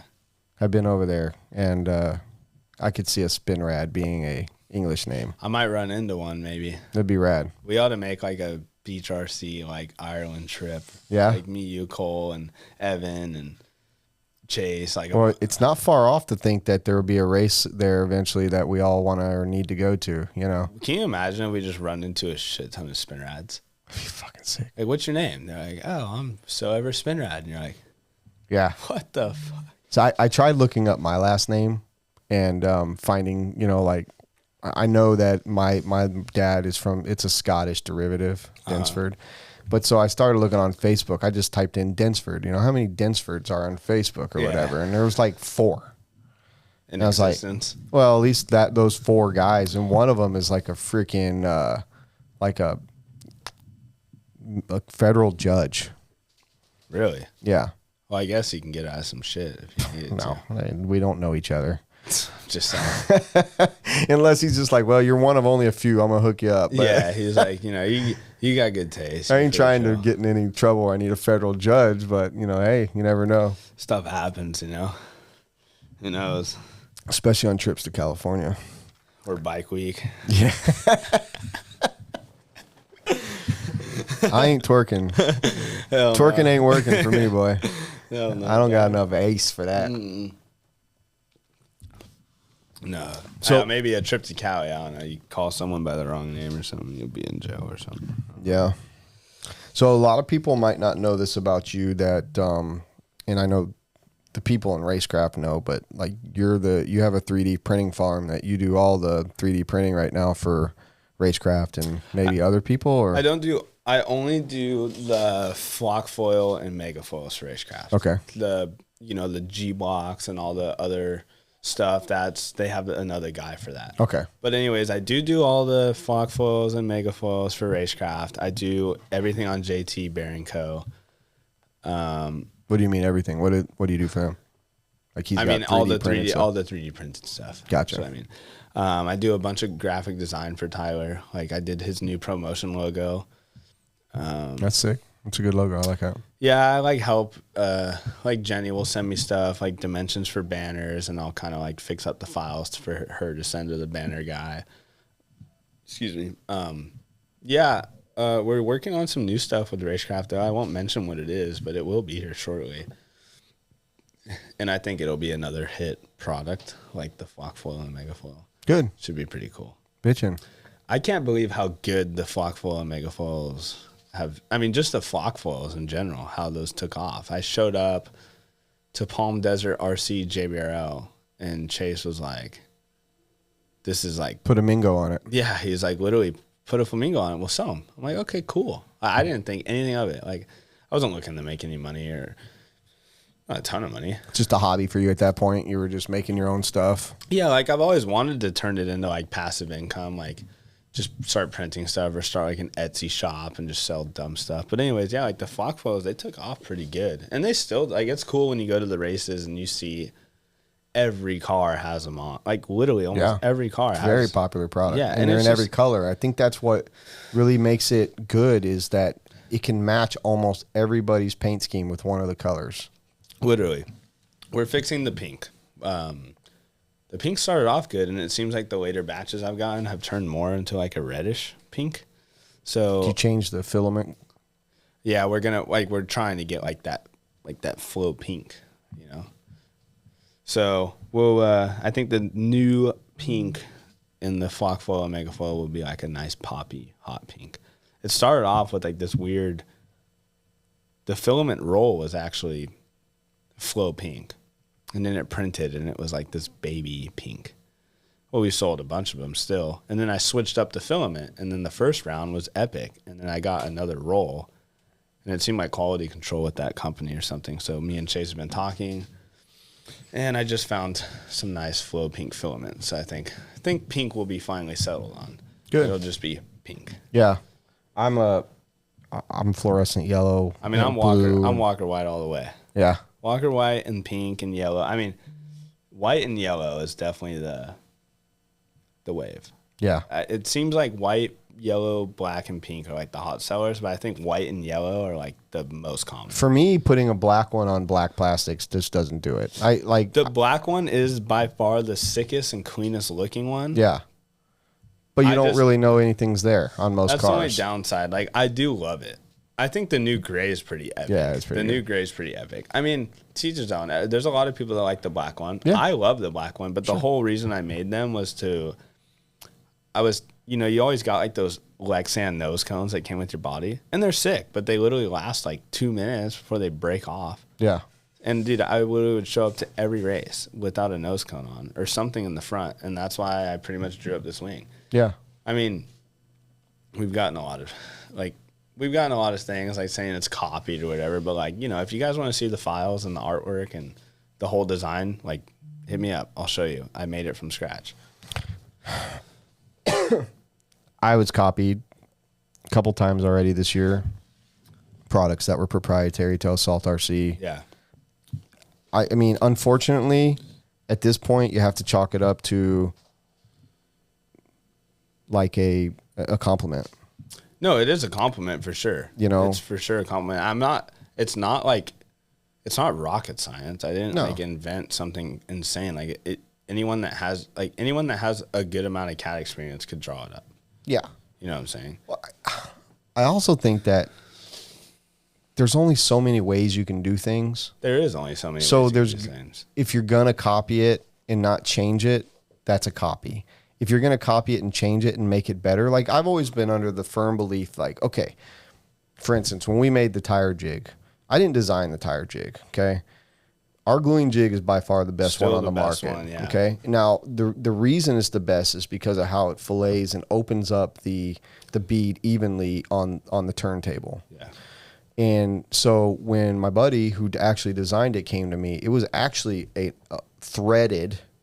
You had to screw the whole top down. Which is cool until you have to get it off and like wipe it and stuff. It just took too long. That's what I'm saying. You know what I mean? It just took so much time. And we sat down. He's like, "What do you think of this?" And I was like, "Well, how about something with a quarter turn cam lock to where?" And that's how it all kind of derived. And he did the changes, and then we did like a licensing deal, and it's done very well. Well, there's a new one out there right now that is pretty much, it doesn't look exactly the same, but it's a direct copy. The one that like has just been released. Yeah. Yeah, with like all the like fins at the bottom and stuff. Yeah, and it's got the and this is not me talking bad about it. I've not used one. Yeah. It's a copy of ours. We came to market with it. But the fact is I don't feel like they did anything to change it to make it better. No, I don't either. They changed the way it looks a little bit, so it's not full as much 3D printing as what we've got. Maybe it down the time of the prints, whatever. But it didn't make it better. And so like if you're going to copy it, or if this is the base of what you're trying to build something off of, and you're like, man, this would be so much better if it had, and then you do that. Yeah. That's one thing. But just to make one that does the same thing, make it look a little different, that's still copying it. Even though it might be 10 or 20% different as far as like copyright or trademark or anything like that, Yeah, no, but I mean, if it just does the same functionality with no major improvement, then I agree. It is copied. As far as like nose wings and stuff like that, what can you do? How many more I totally agree. Can you do? No, you know what I mean? Yours fits perfectly down into the noses, like in the, I think it's the best thought out one. I think it's the most universal wing. Like, I agree. It truly is. It does fit on every car. Like, yeah, some cars need like a little help, but it still works. You know what I'm saying? Like, you can literally fit it on every car. Yeah. Like, at least I think we've literally fit it on every car. Like, besides maybe like a Serpent. I don't know. But I know every other car on the market, it fits. Yeah. If it's super good on the HB, because that's what I run, obviously that's the first thing I design. They fit perfect on S-Works. They fit absolutely perfect on a Mugen and S-Works as well. Yeah. I think WRC, they fit absolutely perfect too. Techno, they fit good. You have to space them out a little bit. I think like 2 mil off the tower. The AE one, their new gearboxes, like on the newest car, it makes it stick out a little bit past the bumper. That's the only. I feel like that's the only car that just needs like. If maybe we did like a special edition one for the like, AE cars. Yeah, where it's just like insetted. I've actually gotten a lot of inquiries about it, so maybe I'll just do it. We'll see. Wouldn't hurt. Yeah, who knows? Yeah, I mean, I that's what's so awesome about 3D printing is like anybody with an idea can actually make something. Well, it's just so cost effective. Like you can get a roll of filament, just basic PLA or PETG for $30. Yeah, and print a ton of shit. A ton of stuff. Yeah. It's cool. I mean, like you don't have to do all this digital manufacturing stuff. Like, and the cool thing is that you can waste all this filament trying to perfect a part and then send it off to machine work. Sure. You know I mean, that's the beauty of. I mean, that's. I assume that's really where the 3D printers came from was prototyping. Well, it's like prototype stuff. Yeah, for sure. That's literally like who wants to go out and spend a ton of money doing CNC work just to have it not fit. Absolutely. And then maybe you have to do it 2 or 3 or 10 more times. Yep. You know, that's it changed the world on how we make stuff. Yeah, for sure.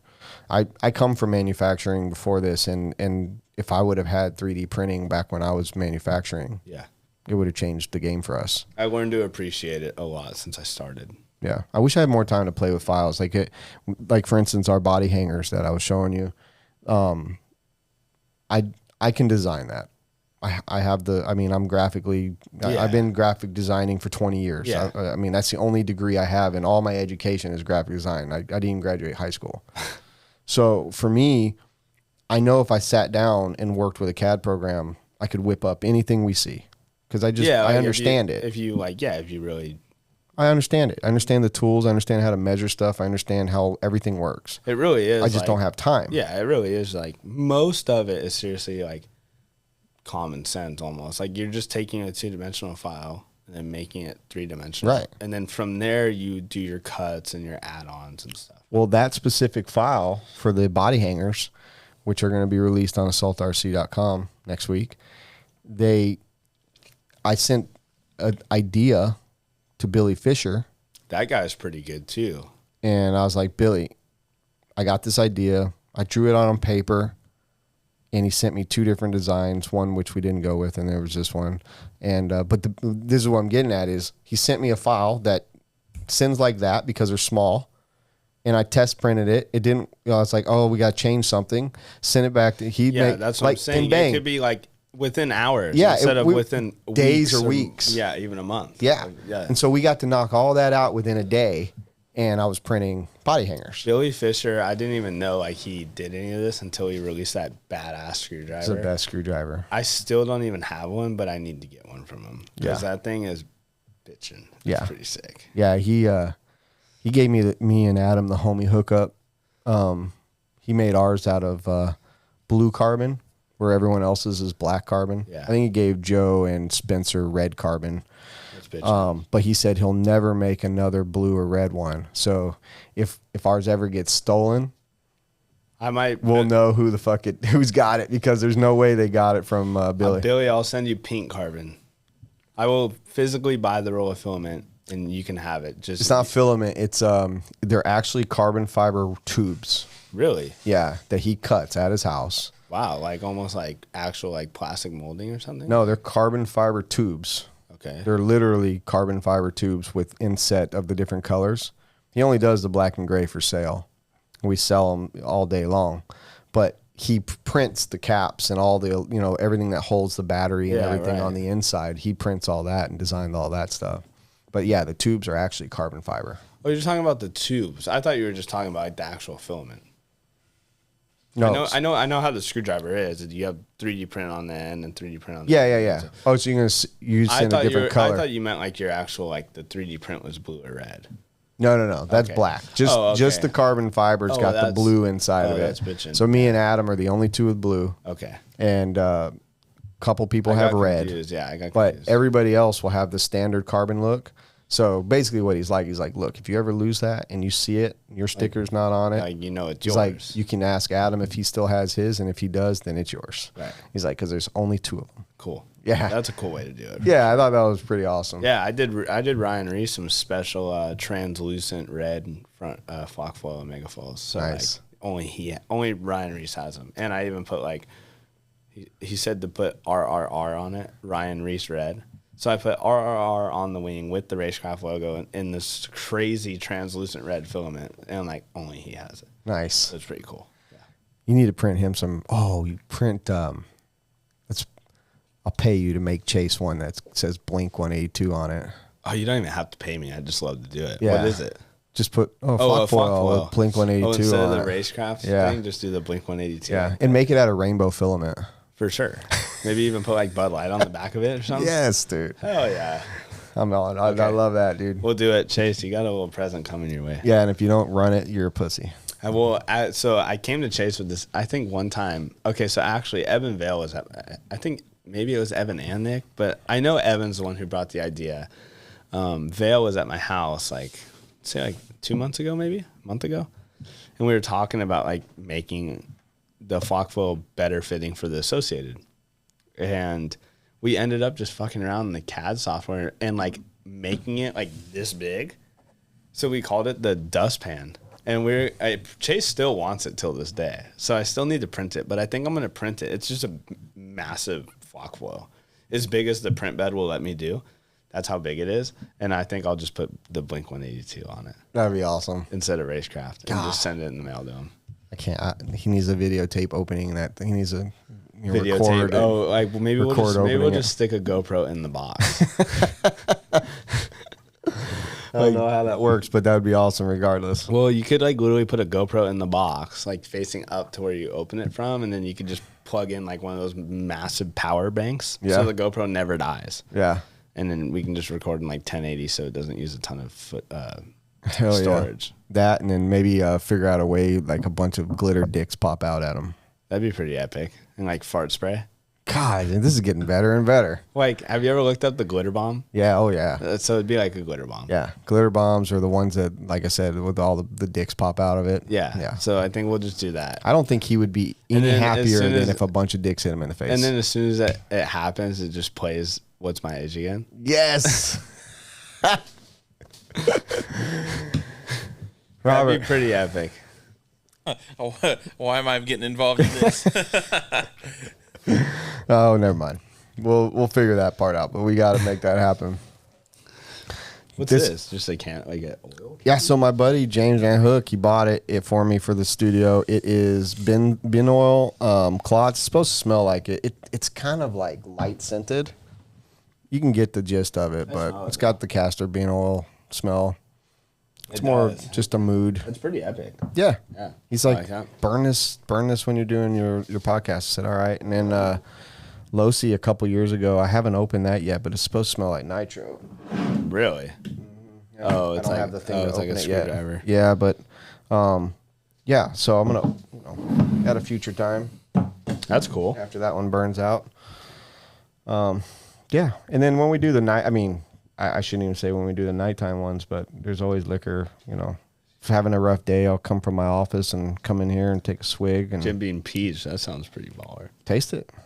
It's if you like Crown Peach, it tastes just as good and it's half the price. You have like a little cup to put it in? No, You just straight swig it off the bottle? swig it.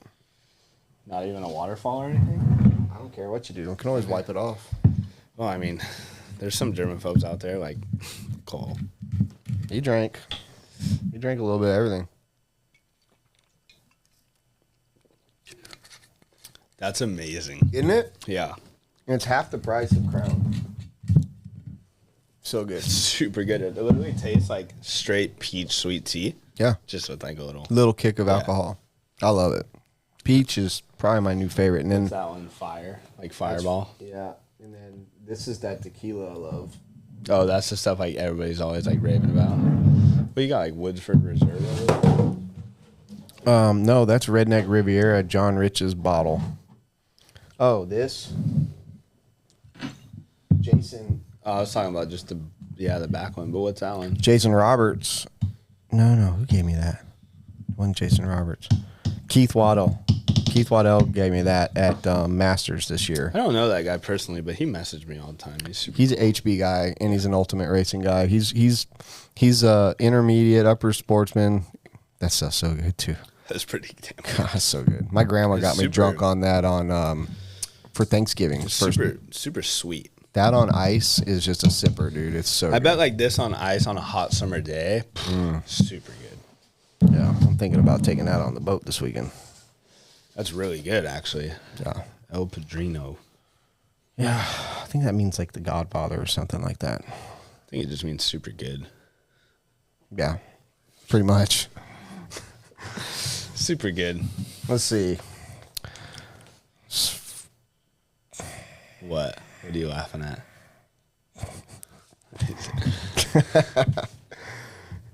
I mean, well, first off, when I had to fill this out, I had to like figure out how to push the text center because it was like typing halfway under the line.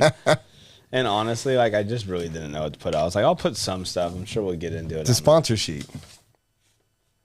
It's better than a sponsor sheet. It's informative. It's informative is what it is. So what's the like what was the upbringing like for Walker Spinrad? What's the Spinrad casa like? Like back home? Like yeah, Cali? what was your honestly, your life like as a youth?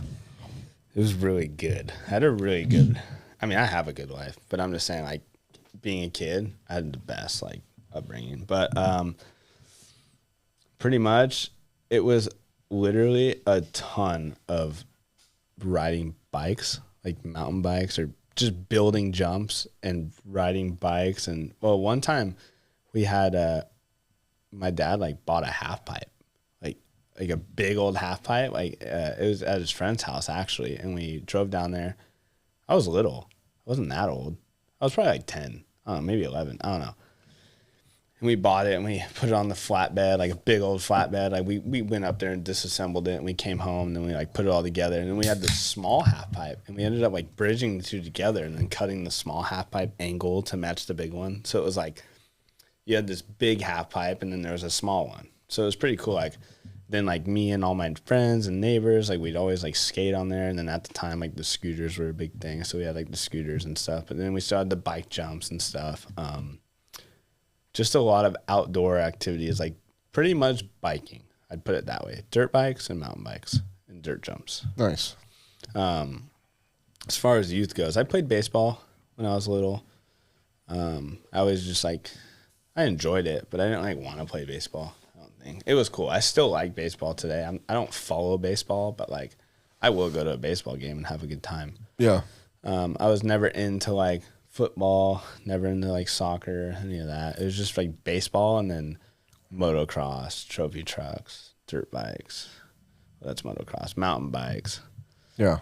I never really we didn't really play a whole lot of video games unless it was like a rainy day outside. But other than that, we were outside. Yeah. Yeah,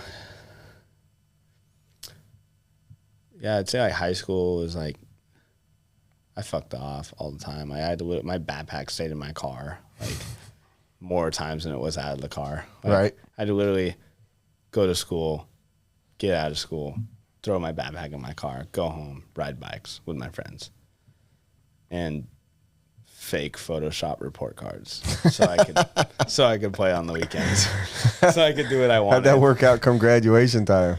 It actually worked out because I did graduate. Oh, that's good. I think I found out like the day of graduation or the day before graduation that I was graduating. Oh, shoot. Yeah. My parents' one rule was I just had to graduate. If I didn't graduate, I was kicked out and on my own, which was a pretty fair deal. I didn't even get upset by it because I'm like, that's honest expectations, you know, right. like just making sure I graduate high school. So that was pretty much that. I'd say like upbringing though, like I said, it was just a lot of fun, dude. Like all we did was just do fun shit. Nice. We were just constantly doing fun stuff. I mean, a lot of getting hurt, a lot of doing dumb stuff. Like we did some dumb stuff, dude. Like my neighbor, I have a couple quick little stories. So like we were always like, me and my brother were always like super good at jumping bikes, like just hitting big jumps and stuff as kids. Like we hit some pretty big stuff. And come middle school, I met one of my good friends. His name's Cole. Not Cole Ogden. He doesn't race RC cars. His name's Cole Ciroli. Anyways, he was like talking about like hitting all these big bike jumps. I'm like, well, you should just come to my house. And like, we got some pretty big jumps. And he's like, okay, like we'll have to see how big they are. So he comes over. Kid was staring at him all day. He wouldn't hit him. He was looking at him all day. And I was like, Nothing that big. No, like being that guy though, I was never that guy who's like, hit it, pussy. Right. Like, you gotta hit it. Like, no, I was like, look, dude, if you're not comfortable, don't hit it. Like, I won't say shit at school. Like, I'll tell everybody you hit it. You know, like, I'm not gonna say anything. I don't want you to get hurt. He's like, no, I'm gonna hit it. I'm like, okay, like, I'm not pressuring you though. So anyways, like, come sundown, like close to sundown, he's like, well, shit, I gotta hit it. You know, like, sun's running out. He's like, what do you do? And like, it was like, we had like this jump line. So like, I live like very countryside back home, not city at all. Like I think we have 5 acres of property, and our house kind of like backs up to this mountain. So like you would go halfway up this hill and you'd come down and you'd hit this jump, and then you'd drop down this like, it's probably like 5-6 feet, drop down into this mega jump. It was huge. You carried so much speed. I think like measured lip to lip, it was like 35 feet, which is pretty big for a bike. Yeah. A bicycle being 12 or 13. I think it was 13 or 14 at the time. Pretty big from lip to lander. Yeah. That's not even the gap. Like just the top of the lip to the edge of the lander was 35 feet. And he's like, what do you do? I'm like, literally, dude, just put your foot on the pedal and coast, and it'll set you up perfect. Like, you don't have to pedal. Like, just put your foot on the pedal and coast. You'll hit the first jump, you'll hit the little drop down, and you'll be fine. You'll hit the big jump. He's like, okay. So he goes up to the top of the hill, and he starts to go, and he's cranking down the hill. And I'm like, oh, he's got too much speed. He hits the first jump surprisingly good. Hits it great. He hits the step down, and when he landed the step down, both feet actually came off the pedals. So he was like going up to this massive gap double, like with his chest on the seat. So he was whiskey throttle almost. Yeah, but he's just on like a little hardtail mountain bike. So he hits the jump, and he's like so much pressure, and he hits it, and he goes like, you know, like endos. But this fool went like 10 feet past the lander, like to flat. Oh, shit. And he was so high in the air. Like, he was so high in the air. Me and my brother were running to him as he was still in the air, because obviously you just know it's going to be bad. Right. He lands. He's like, gets the wind knocked out of him. He's squirming. He's like, you know, and I'm like, dude, you're good. Calm down. You know, like, you're okay. And like his one wrist, dude, was like zigzagged. Like, we're talking like broken. It's fucked. And then his other wrist is fine. And he's like, my right wrist. Like, he was like crying, screaming. He's like, my right wrist. I'm like, bro, your left one's like fucked up. I'm like, your right wrist is fine, dog. Oh, he's like, shit. He's like, no, dude. Like, he's like, my right wrist. I'm like, dude. I'm like, bro, Cole, your left wrist is fucked. So whatever. Like, my dad comes down, and like we like get him in the truck, and I take him to the hospital. But we had to get gas. And my dad was like getting gas, and he's like, my truck looks a little dirty, huh, Cole? He's like, we should probably get like a car wash while we're at it. And like, dude, we were just making jokes, and we were having a good time. Cole was fine. Whatever. We get to the hospital, and that was the first time we actually met his dad. So we meet his dad. His dad's super chill, super cool, awesome guy. And he's like, I got it from here. Like, you guys can leave. And we're like, we're sure? Are you sure? He's like, yeah. So we leave. As soon as we get home, it was like a 30-minute drive. His dad calls my dad, and my dad's like, no shit. Broke both of his wrists. Broke both of his wrists. He came to school like a few weeks later with 2 casts. Double cast, like yeah. This, yeah. And yeah, he never hit those jumps again. No. Put it to you that way. That's enough to make anyone want to quit jumping. I didn't hit those jumps again either. I think that was the last of the jumps at my house, besides until like we started building dirt bike tracks. Right. But the dirt bike tracks were pretty mellow. But yeah, like the bike jumps were out of control. At being 12 or 13 years old, and then my brother being like 10, like they were big. They were definitely not like your average, just like bike jumps, you know, around the corner. Like, they were big jumps, like being on the tractor for hours. What like, I guess if you had to like say, you know, there's like the jocks, the preps, the freaking, you know, the skaters, you know, like what group of people were you in high school? High school, like if you had to put a label on yourself. Come senior year, I was definitely like popular. Yeah. I was like, I'd say just like I don't know, honestly. Like, I wasn't. I don't know. I would just say, honestly, like, we weren't. I feel like you're a lot like me. Like, I was a gap bridger. Like, I hung out with everybody. That's I hung out with football players. I hung out with that's what it was. Guys like, I never had like a select. Honestly, dude, I was that. I literally would hang out with the nerdiest of nerds to the middle to the high end popular. Like, dude, there was like, because it didn't matter to me. You know what I'm saying? Like, it didn't matter if you were popular or if you were a nerd. Like, but I think there's something about like personalities like yourself, and I think I have a lot of that same charisma. Like, we can get along with anybody. Yeah, no, I did get along with literally everybody. I had like, dude, high school, like I had so many friends. And I mean, like, these friends were people that I would bring home and like hang out, and I'd hang out with them out of school. Like, they were just that cool. It didn't matter who you were. Like, if I liked you and I hung out with you, and that's the way it should be. Yeah. Well, that's why I asked that, because I figured you didn't have a label. You know, no, like, I really couldn't put a label on it. Like, I definitely was well known because there's only one Walker. There's only one Walker Spinrad at school for sure. So like, if you said my name, most people knew who it was. But I was always that person you could just come up and talk to. I wasn't like, oh, I'm not gonna go. You know, like, oh, that's Walker Spinrad. He's too cool. You know, like, no. Yeah, I was the one that was at every party, and everyone knew who I was. You know, I could be at different parties. I could be at a football party. That's what it was. Like, yeah, like if you went to like a different district school, like, they still knew who you were. You know, right? Yeah, and like, that was just because like I was very outgoing and very able to like just embrace the moment. You know, what, you're doing mushrooms? Let me have some. What, you're shooting Jack? I want to shoot Jack with you. You know, like, oh, you guys just want to go have, drink some shit beer around a campfire? Yeah, I want to go. Yeah, same thing. Like, it didn't matter. I just wanted to be doing something. I didn't want to be the guy that was like wishing I was out with the people. I was out with the people. Well, it was cool, like, because actually where I grew up, like I said, like, my house is very like, it's not city like, it's very countryside. And I didn't go to school out there. I actually went to school in Santa Clarita, like where Hot Rods is, like Saugus, which was about a 30-minute drive each way. So like, I went to school in the city, but then like we'd kind of bring like most of the people back to like my house for like bonfires and all this cool stuff we did out there. And like, dude, everybody fell in love with it because it was just so different. Like, we'd just pull over like a fifth wheel into the middle of the.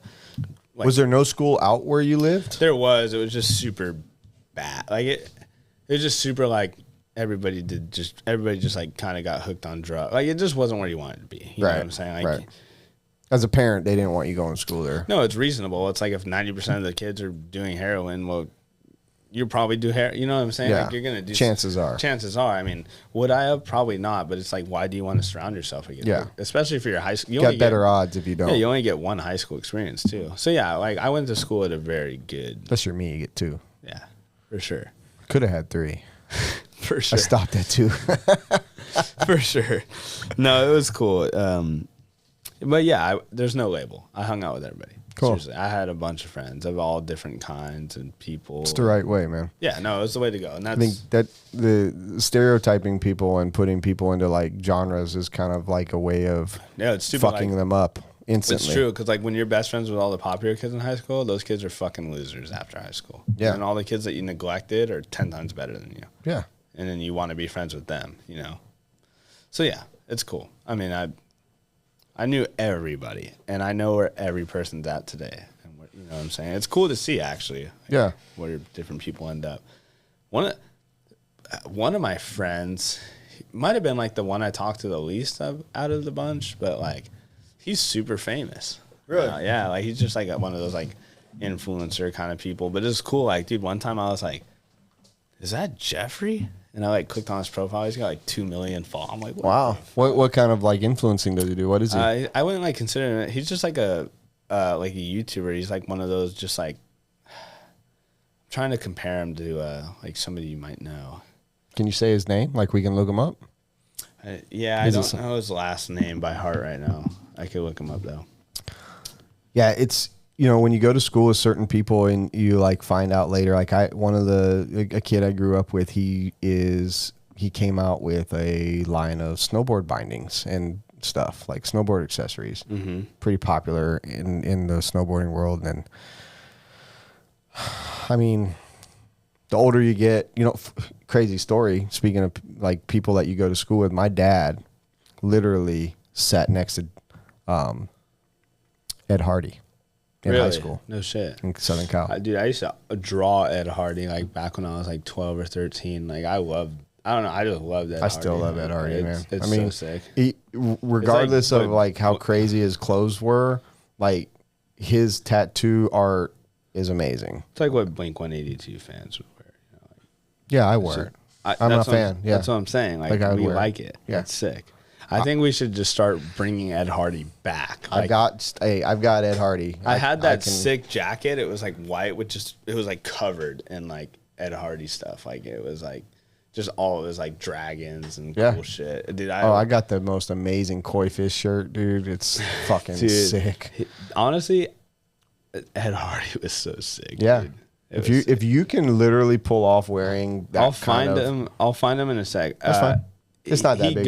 He goes by. It's like almost like one of those like Dude Perfect. Yeah. It's like that. He has like a name of his channel. It's not Jeffrey. Gotcha. It's like it's him and his like 3 friends. They have like this. That's awesome, man. Good for them. Like I love success stories. Cool. Man. Yeah, no, I love. It's not that I just say like I just didn't talk to him as much as other people, but I'm saying like I was still friends with the guy. Like he was super cool and he was a nice guy. You know who's killing it on YouTube right now is freaking Katie Carmody. She is killing it on freaking YouTube. I mean, she's doing it right. She's just a little luck, a little bit of work, and she's doing really well. I mean, it's just honestly consistency is what it is. Really, like you just keep posting and working towards it. Like one day you just might blow up overnight. Yeah, that's all it takes. Just takes one video. That's all it takes. It just takes that one person to see it and share it, and bam, here. Yeah, you know what I'm saying. We need to. I want you to tell me how you broke your foot so bad. I know you said it was riding motocross. It was a really bad break. Well, what'd you do? I'll tell you. Before I tell the story, I've broken multiple bones. Everything I've broken has always been with my friend Johnny. Okay. So I'll put it to you that way. My foot was actually the first bone I ever broke bad, where I had to have surgery. I've broken wrists before. Like, I think I fractured my right wrist like 2 or 3 times. Like just kind of minor, just like put it in a cast, like whatever. Then I broke my foot. So we went riding. So like we go to the desert a lot back home, like on holidays and stuff. Like we just go out to the desert and we'll ride for the weekend, family, friends, whatever, have a good time. But Johnny always did like the whole track thing, like racing and stuff. Like I never really raced a whole lot dirt bikes, but I just rode my whole life. Like I was definitely capable of racing. Sure. I just didn't race. Anyways, so Johnny like always raced, and me and Johnny were best friends, whatever. We still are best friends, but after that desert trip, he's like, "Oh, we should go ride Gorman on Tuesday." I'm like, "Okay." And Gorman's just another place by my house where people ride, and they have a track. It's a track, and then you can like split off and ride desert for like 15 miles or whatever, 20 miles. And I'm like, "Cool." My mom's like, "No, like you're not going." She's like, "I just have like a bad feeling you're gonna get hurt." I'm like, I'm like, "You say that every time." Right. Mom just doesn't want. It's mom. Yeah, they just don't want us riding. So whatever, we go to Gorman. And everything was good. We were having a great time. It was just me, Johnny, and this like older vet guy came out. Like he's probably like 48, maybe 50. Super chill. It was just us shredding the track all day. And he's like, "Hey, I just like we've been riding all day and we took a break." He's like, "Hey," the vet guy, "I just watered the track." He's like, "There's a couple jump faces that are wet, pretty heavy, so just be careful." He like warned us. I'm like, "Okay, cool." A little slick, like no biggie. Well, me and Johnny, like, of course, are just like start up the bikes and we just hit the track hot. Like we're just ready to we're fast lap mode. Yeah. Well, I'm behind Johnny. And Johnny is definitely a better rider than I am. I wasn't far off, but Johnny was definitely better. So like when you're falling behind somebody who's faster, for one, like you're following them so fast and all of a sudden like they just break, check up, and you're like still going, like you're not used to it. That's not what happened. This is what happened with my wrist, but whatever. We go out and we're shredding for like half a lap, and Johnny like hits the tabletop. He scrubs it. It was a wet jump phase. I see him kind of like get a little like washy, but he saves it, and I just scrubbed it. And dude, my back wheel like washed off the lip so fast because it was literally slick, like wet. It's like flooding an RC lip and going out and trying to whip your car. Like it'll just 360 off the lip. So yeah, that's what happened. And I almost brought it back, and I ended up just crashing. And I don't think the crash itself was that bad. I actually like got up from the crash. I couldn't feel my legs. That was the trippiest part. I thought I was like paralyzed. I like got up and I was like limping, but I couldn't feel anything from the waist down. I was tripping. Johnny like turned around. He's like, "You good?" I'm like, "Yeah, I'm good." Like I can't feel anything. So we took off both my boots before I could feel something, just in case like something was broke. Because you know how hard it is to get in the dirt bike boots. Oh yeah. Well, yeah, dude, sure as shit. Like 20 minutes later, dude, my right foot was like, it looked like if you took a rubber glove and blew into it, like where it's just fat and the fingers are all small. And so, yeah, that's what happened. And we left Gorman. Did you like land on the foot, or like did the compression of like landing poorly or crashing? Like what happened? I think mainly what it was the boots I was wearing is what majorly like fucked up my foot and the brake. I mean, the crash itself was decently bad, but like I honestly don't think my foot should have broken, especially through the boot. I was just wearing like their Alpine Star boots, and I wear Alpine Stars now, but they're the Tech 10s I wear now, which are way better. But I had Tech 7s at the time, and they were super tight on my foot. So clearly that's probably a bad sign. But anyways, it took me like 30 minutes to get back to his truck. And like, I'm here, and his truck is like where your door is, which is probably like roughly like what, 15, 20 feet? It took like a half hour to get over there. Wow. We loaded up in the truck. I had my feet kicked up on Johnny's dash. We had to drive all the way back to my house in Agua Dulce from Gorman, which is about like an hour drive. Because I forgot my health insurance card. Oh my gosh. So I freaking come home, and I'm hopping inside to get the health insurance card. Johnny's outside. And as I'm hopping back out, I open the garage door, and like my mom behind me is like, "What the fuck happened to you?" And I'm like, "Fuck." She's like, "Johnny, you can go home. I got it from here." We went to urgent care, and yes, I broke all 4 toes besides the big toe. I broke 4 toes, 5 bones in the middle of my foot, and I tore 3 ligaments. And oh my God. I went into surgery, I think like 12 hours later, the next day. Holy shit. And that's what started RC for me. That's literally the whole. If I'm telling you, dude, if I just broke my foot and I was out for like 6 to 8 weeks, I still wouldn't have gotten RC. But it's because I was out for like 10 months. It was like 8, maybe 10 months. It was almost a year. Yeah, I remember. So yeah. How old were you? I broke my foot of October of 2018, but I didn't actually pick up a remote of an RC car till like December 2018. So you were 18 when you broke your foot? 19. 19? 18, Well, I was 19? born in 99, so I think I'd be 19. Gotcha. 19, I think I picked up a remote. Wow. I'm 23 now. It's been 4 years, right? Yeah. Yeah. It's wild.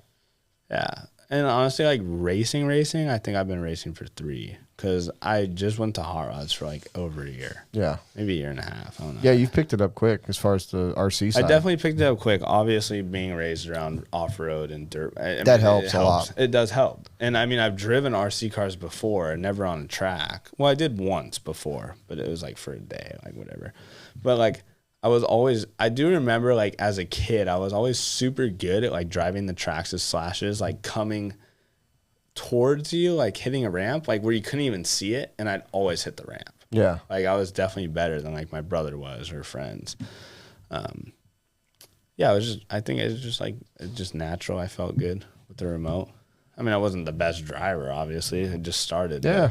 I was actually able to go around the track, surprisingly. I think that everyone thinks that they're going to do great at RC. Well, like I see it every day across the street, at the big shop where people, they're just like, I'll smoke you. And they've never, even when they challenge me, I'm like, yeah, okay. And I'm not great, like Yeah. I'm middle of the road intermediate, and even at my best, I was top of intermediate. I've never been pro quality goodness, Yeah. but people don't understand how hard it is to really control one of these vehicles at a high rate. I think the hardest thing about, honestly, like I'm talking like, well, honestly, RC in general, whether it's 10 scale or 8 scale or 12 scale, I don't care. Whether it's just RC in general, when you're racing, the focus level, like, dude, I still have a hard time. Like, Pavitas, that guy, Cole, all these guys, they can focus. Like, dude, ask Pavitas when I race. Like, dude, I'll come down the straightaway and I'll, like, look down at him and, like, laugh. Like, dude, my eyes are everywhere. Pavitas has taken a video of me before at Silver State. Like, my eyes are just, like my car's over there, but I'm, like, just looking.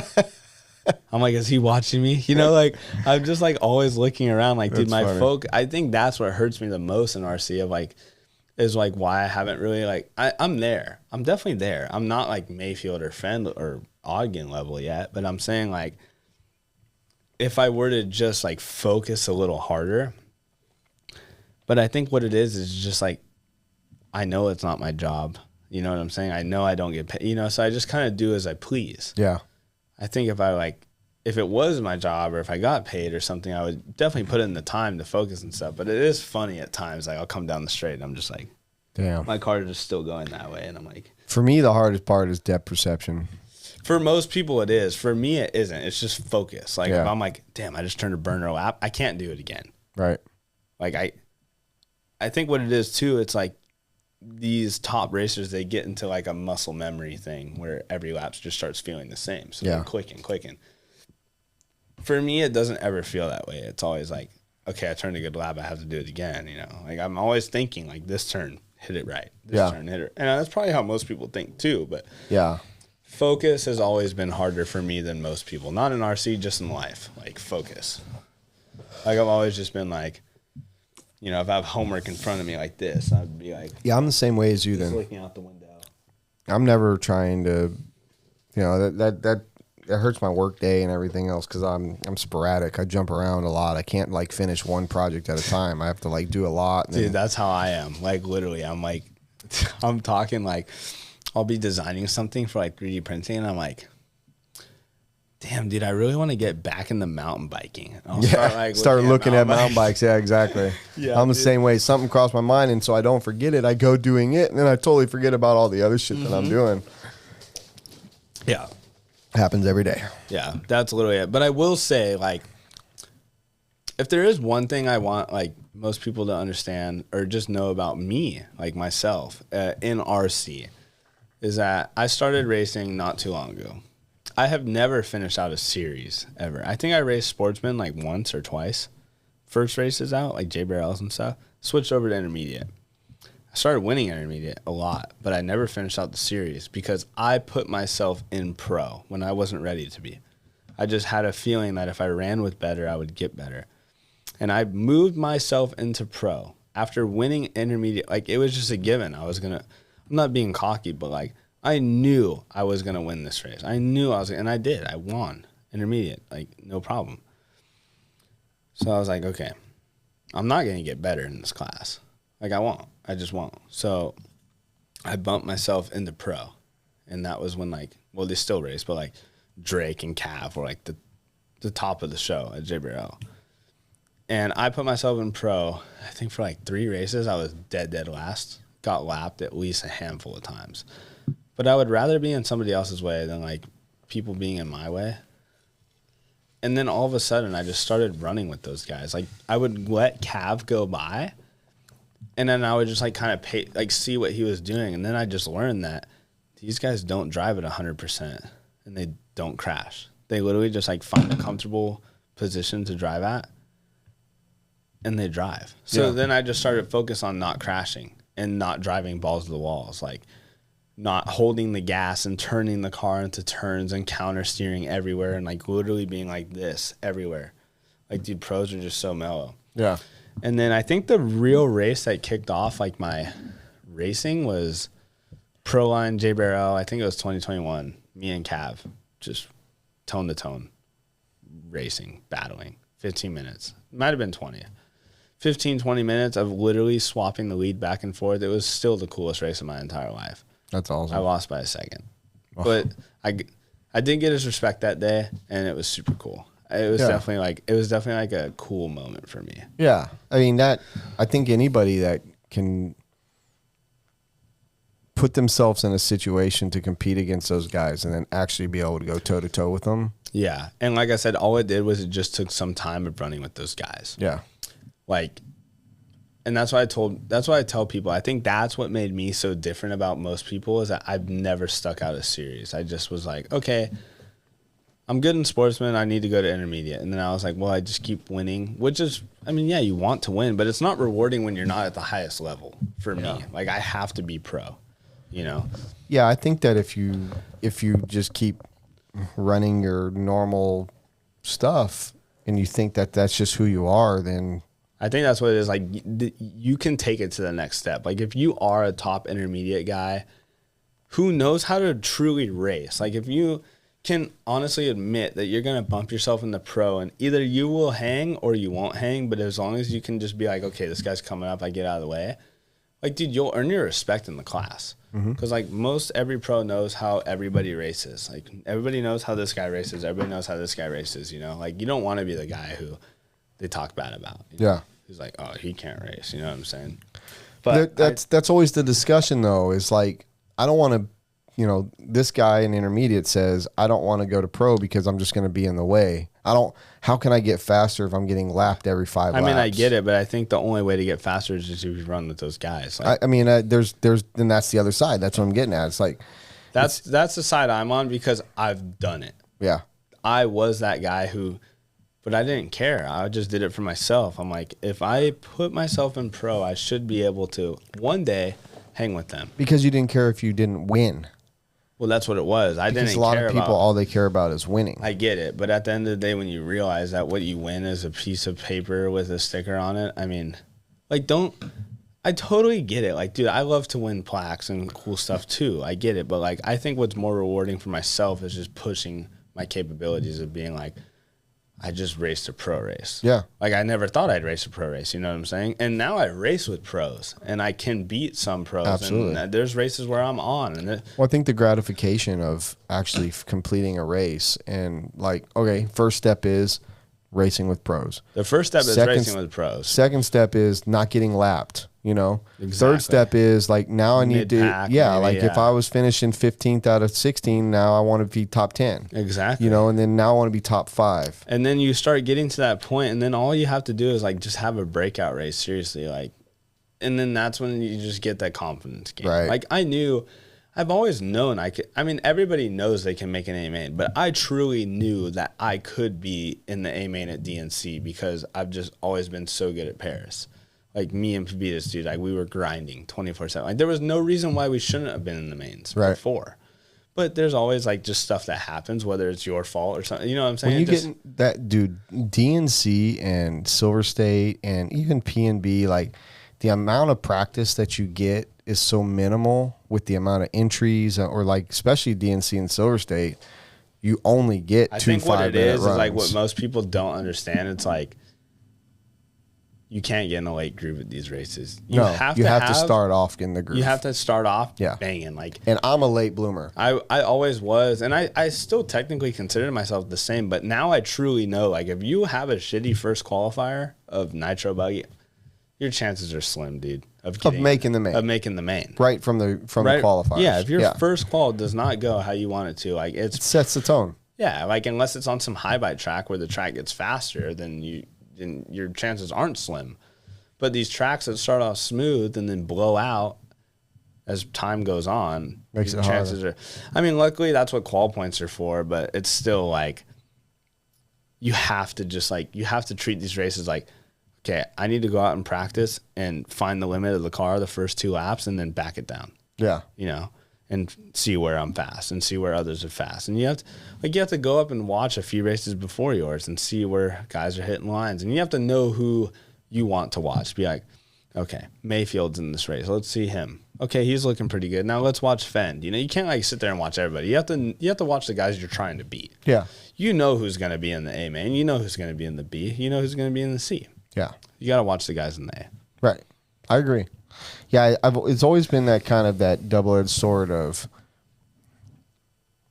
you know, we always talk about in our little close industry and family of RC racers, We always talk about like sandbaggers and stuff Yeah. like that. And the word has become like so annoying because it's like, okay, number one, it's a hobby for 99.9% of the people. It's been too much of like a standard of like the word. Like anybody is allowed to do anything, seriously. It's a hobby. That's what I'm saying. Like The at only end of people the getting day- paid are the influencers, the guys that are going to make you buy a car, like Mayfield and Finn and Honestly, like the and only Cole people that and are these getting guys. paid are like, I mean, just like the sad truth is the guys that have made it for a long time. Yeah.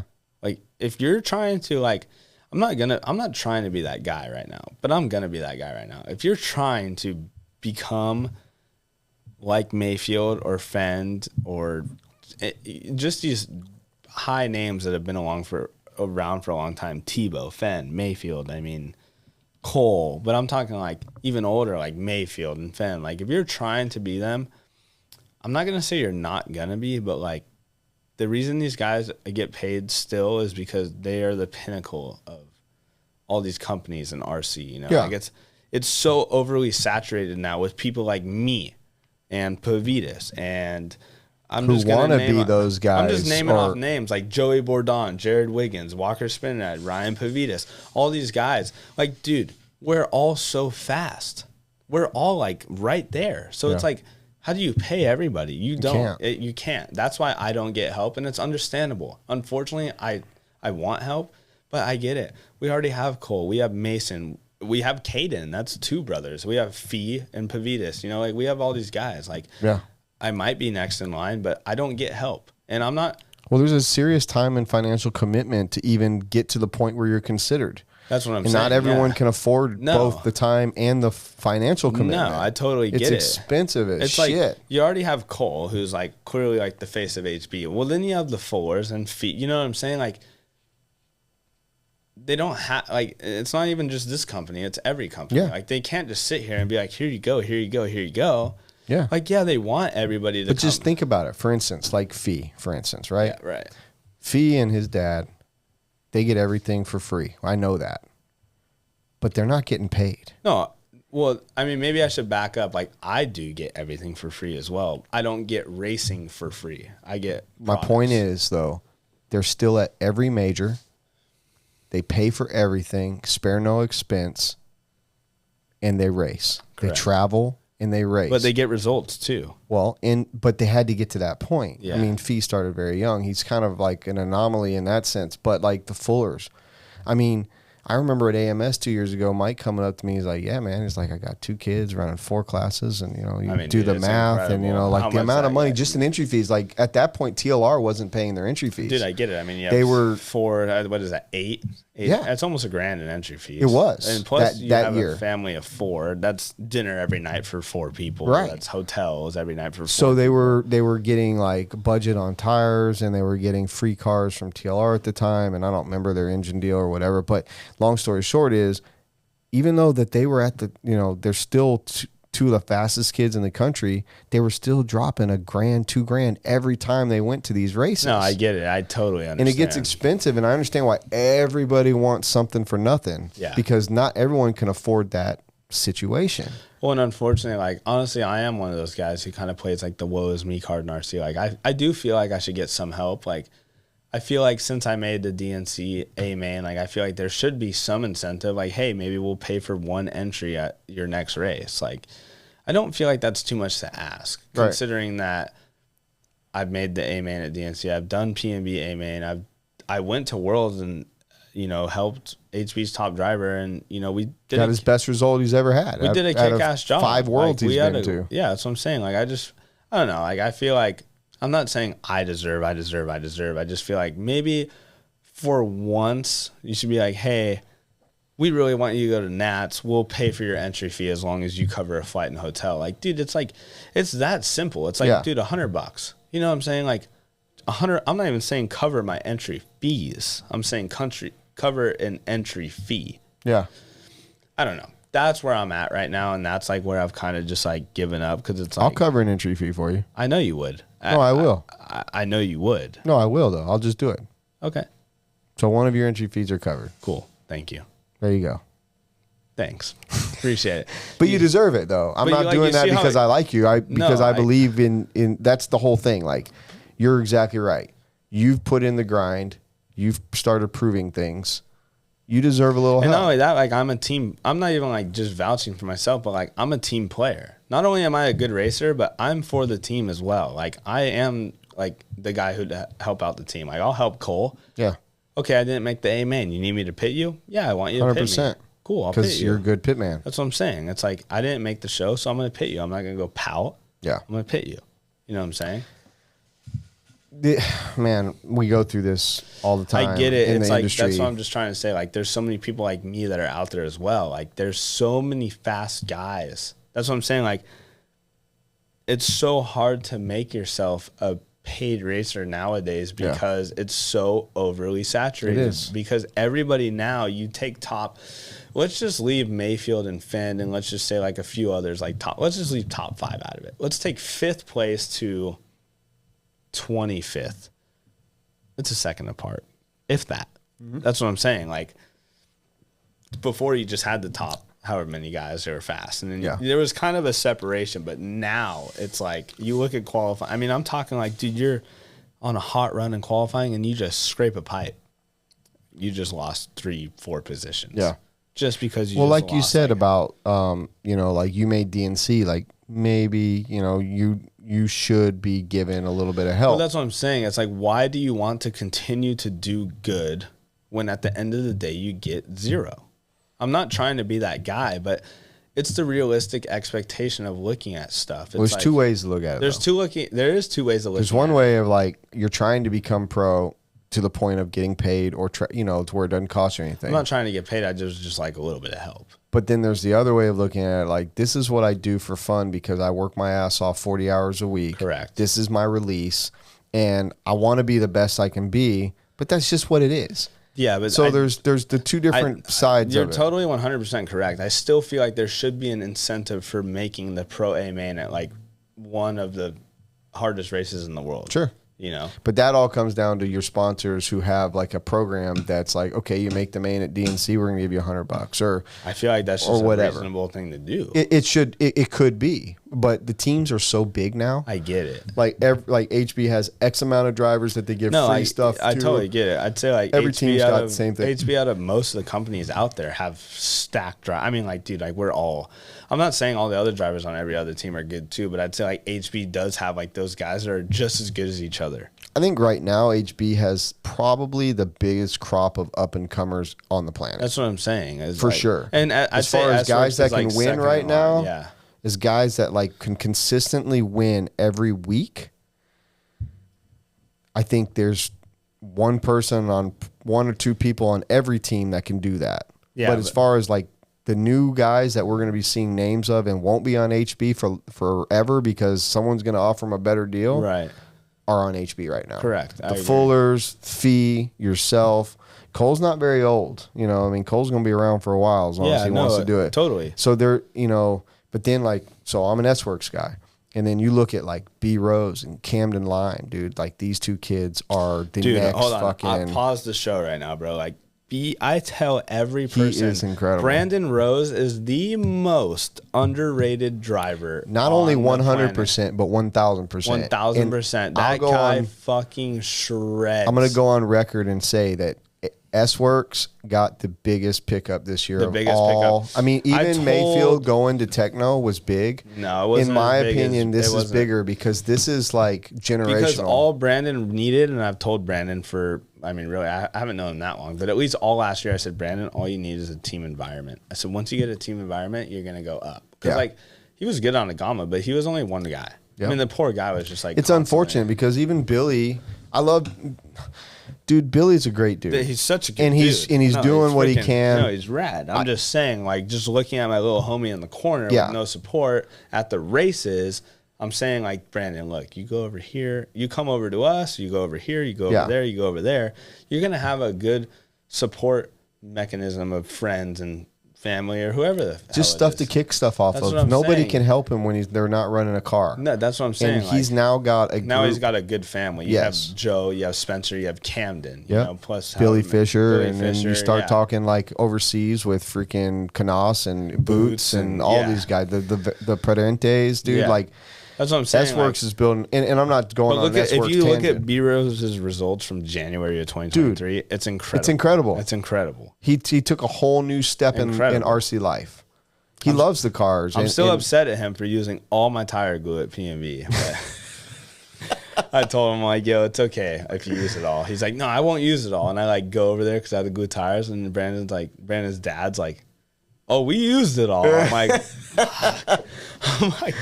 But yeah, that situation, like that just Brandon, you're in a good spot right now, dude. Just keep kicking ass. And he's, he will find his number one spot, in time. I think I do think he's right where he belongs, though. Like, I don't see him going anywhere off of S-Works for a while. Like, I don't either. I think he's right where he belongs. I truly do. I feel like he's the kind of kid that everybody wants and no one can get, and we got lucky. We got real lucky this year. And you got real lucky. I told Max. Because I wanted him on HB. We had a meeting the other day, and it was a head of S-Works type meeting. And I was like, listen, I don't know what y'all see from over there in Europe, but what I see right now is we've got some fast kids coming up. For sure. I mean, Camden's finding his way. Camden's finally he's graduating high school. Yeah, I mean, Camden's just matured a lot easily the last year. Like, the Camden I've always known is the Camden who can really never keep a car together. And, like, Camden has matured is what I'm saying. Like, he's actually focusing really hard on it, and I could see the effort going in. Like, Camden is a threat. Yeah. On the course. I mean, he finally did what you did at DNC. He did that at Silver State. Yeah. He finally made his first main out of quals. Yeah. And solid 5th place. Like, no, it was super cool. Ripping. It was super cool to see. He blew the fuck out. I even texted him. I was like, listen, bro. Don't get hard on yourself. You did great. It's your first main. I didn't get hard on myself after DNC. I came down with a smile, dude. It was the coolest experience ever. Just knowing I was in there and just looking at the competition. Like, look at Silver State competition. Look at the people that didn't make that. That's what I'm talking about. Like, you should be proud of yourself no matter if you blow the fuck out or not. Like, the track changes, dude. Like, you never know when it's your day. That's what I'm saying. You just don't know. Like, you could have easily won that main, or you could have easily not. Like, no one saw Baruflo winning Silver State.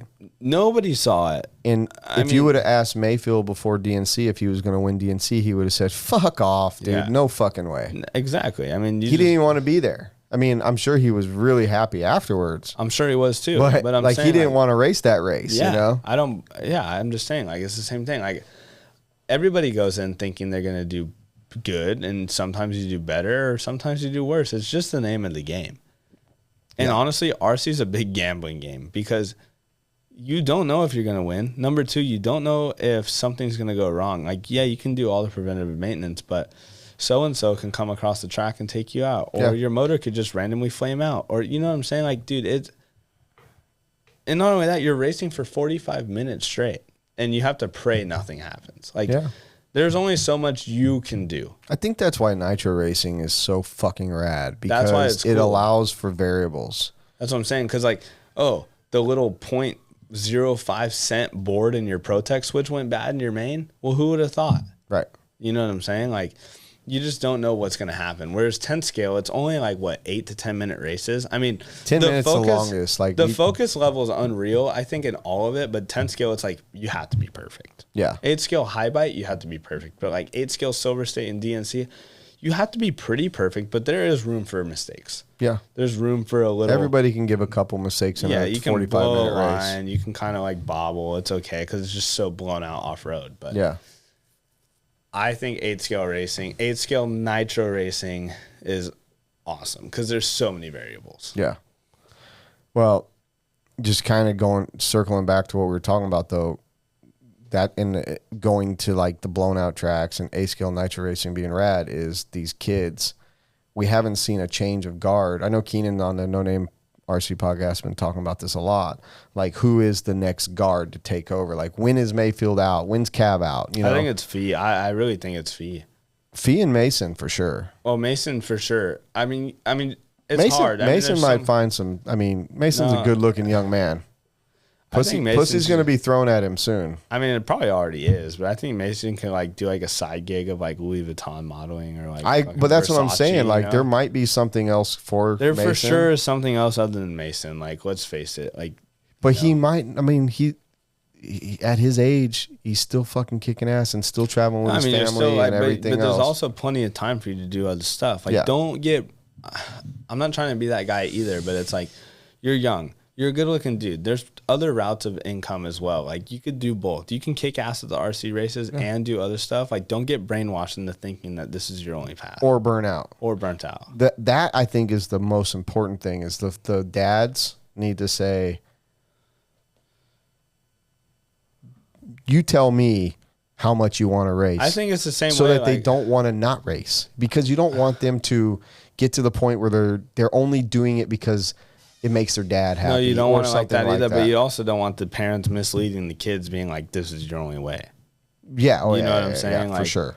You could also go to school and race. You could also work a job and race. Yeah. You don't just have to race is what I'm saying. Like, you could do other stuff and race. Just got to learn time management. That's all you have to do. There's a certain point in time in a young man's life where that's actually a really good skill to learn anyways. It's time management. It's for time sure. management. Like, that's something I've always struggled with in my life, and I've been super good at it ever since I moved away from home because there's not anybody telling me what to do but myself. So you get more motivation to do what you think you need to do and what you want to do. Like, I've been trying to focus on getting up early and getting a head start to my day instead of waking up late, like most teenagers do or 23-year-olds do, you know what I'm saying? Like, I've been actually really good at it though. Like, seriously, like, I do time manage. Like, there are some days where I will stay up late playing video games. I'm guilty of it, but there are other days where I'm finding self-discipline that I never had. Yeah. That's what I'm saying. Like, okay, it's 10:30. I really need to get off and go to bed. Right. Where I never would before. I mean, be like, okay, it's 12. Oh, it's 2. Well, might as well just stay up till 4. Right.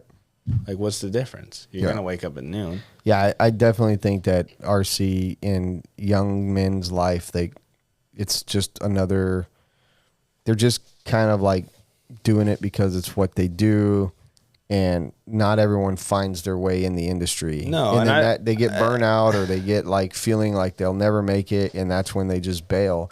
And let's be honest, there's not room for everybody in the industry to work. Like, we're just gonna we're not gonna butter shit up here. Like, we're gonna be honest with you. Like, you might not ever make it. You might make it a little bit. Will you make it super big? Who knows? Like, if you just start winning magically, you will. But the odds of it are pretty slim because real slim, major slim. Like, we're talking like near impossible because 1, everybody's so good. 2, it's a gambling game. You don't know if your car is gonna stay going for 45 minutes or an hour. You can do the best you can, but I'm just saying, like, it takes one stupid mistake to ruin your race. Yeah. And then bam, that's another race that went bad. You know what I'm saying? Well, let's face it, dude. This is an industry with small margins, and companies cannot sustain by paying everyone who's worth paying.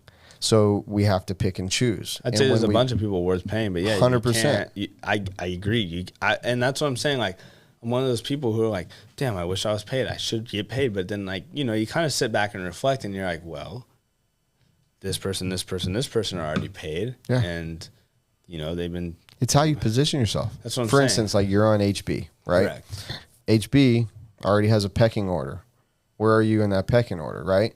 And the same thing, like, for instance, different engines or tires or whatever. It's all about where you stack up in that company. You could be with a smaller company getting paid and having shit product. Or you could be with a top company maybe getting free stuff and not any help, but your product's the shit. So, we see different drivers going different routes. I'm not going to name names, but some drivers go with shitty companies to get paid. Yeah, or you can go with the companies that you can take a little bit of a pay cut or a deal cut knowing that it's the better product. It's going to help you get to a better level. That's what I tell a lot of guys, too, that are sportsmen or starting out. I'm like, why cheap out on something that saves you money because it's going to take a shit? Especially tires. Like, everyone that goes to the multiple brands of tires that really aren't up to speed. That just save you money. Because they know, like, that's where the money's at. Because they last longer because they're hard as a rock, but they have no grip. You know what I'm saying? Right, and always wonder why they're always struggling on the track. They're always slower, and why? Exactly. Why this person? Why? But they don't want to hear it when you tell them, "Look, dude, You're on the wrong tire. You're on the wrong compound. It's not the brand. They're like well, you didn't even easy. choose They're right. like, well, it's easy for you to say because you get it for free. Well, it's like, dude, go fucking to the track every day for 3 days a week and practice. Like, dude, I didn't just wake up one day and get randomly selected as a lucky winner to be running HB. And you worked hard at it. Yeah, like, dude, I earned it all. So, I mean, that's your message, right? Like, if you're going to tell the My next message is if you're up-and-coming going racer. to tell, like, yeah, if I have to tell the next up-and-coming racer, like, dude, if you're going to focus on this, if you do want it to be your priority, which it absolutely should not be your priority, but if you want it to be your priority, you have to work your ass off. And you can't just beg. You can't just start emailing companies with 0 results or 0 shit on your resume and be like, hey, I deserve 50% off. I deserve 65% off. You know what I'm saying? I deserve a sponsorship. Like, well, not only are you a good racer, but are you a good asset for the team? Like, do you help people at the track? Do people know your name? And if the people who know your name, are you good or are you bad? You know what I'm saying?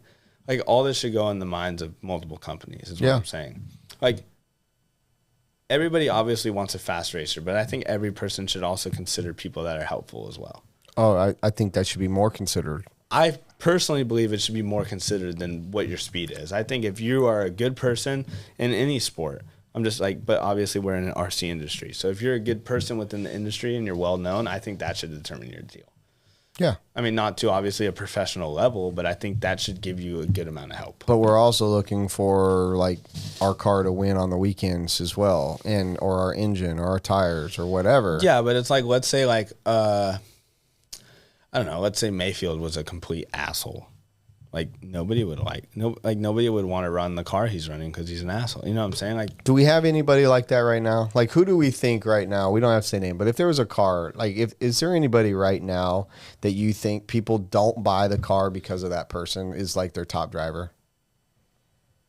Because here's what I think. Okay, not off the top of my head, I can't. I'm gonna name some top drivers in the brand, right? Name them. Mayfield Techno, Cavalieri WRC, Bornhorst S-Works. I'm just talking America. Go for it. Ogden, HB, Rivkin, AE, Jones, Agama, Lutz, Kyosho. Those are the ones that I know in A scale. Fenn TLR. Finn TLR. Oh my God. I can't believe you. Sorry, just Dakota. did that. Love you, buddy. So 8 top drivers. Out of those 8, do you think someone, and you don't have to say what car or what driver, but out of those 8, is someone not buying that car because of that person? No, I don't believe so. I don't either. Not off of every person you just listed. Because those are the top drivers in those 8 cars. But honestly, almost every pro I know, seriously, out here, that they're good. Yeah, they're good people. I agree. get along. Every name you just mentioned, I get along with. I do too. I can have a conversation for an hour straight, and I won't go behind their back after that conversation and be like, this guy's such a fucking idiot. No. Like, I don't do that.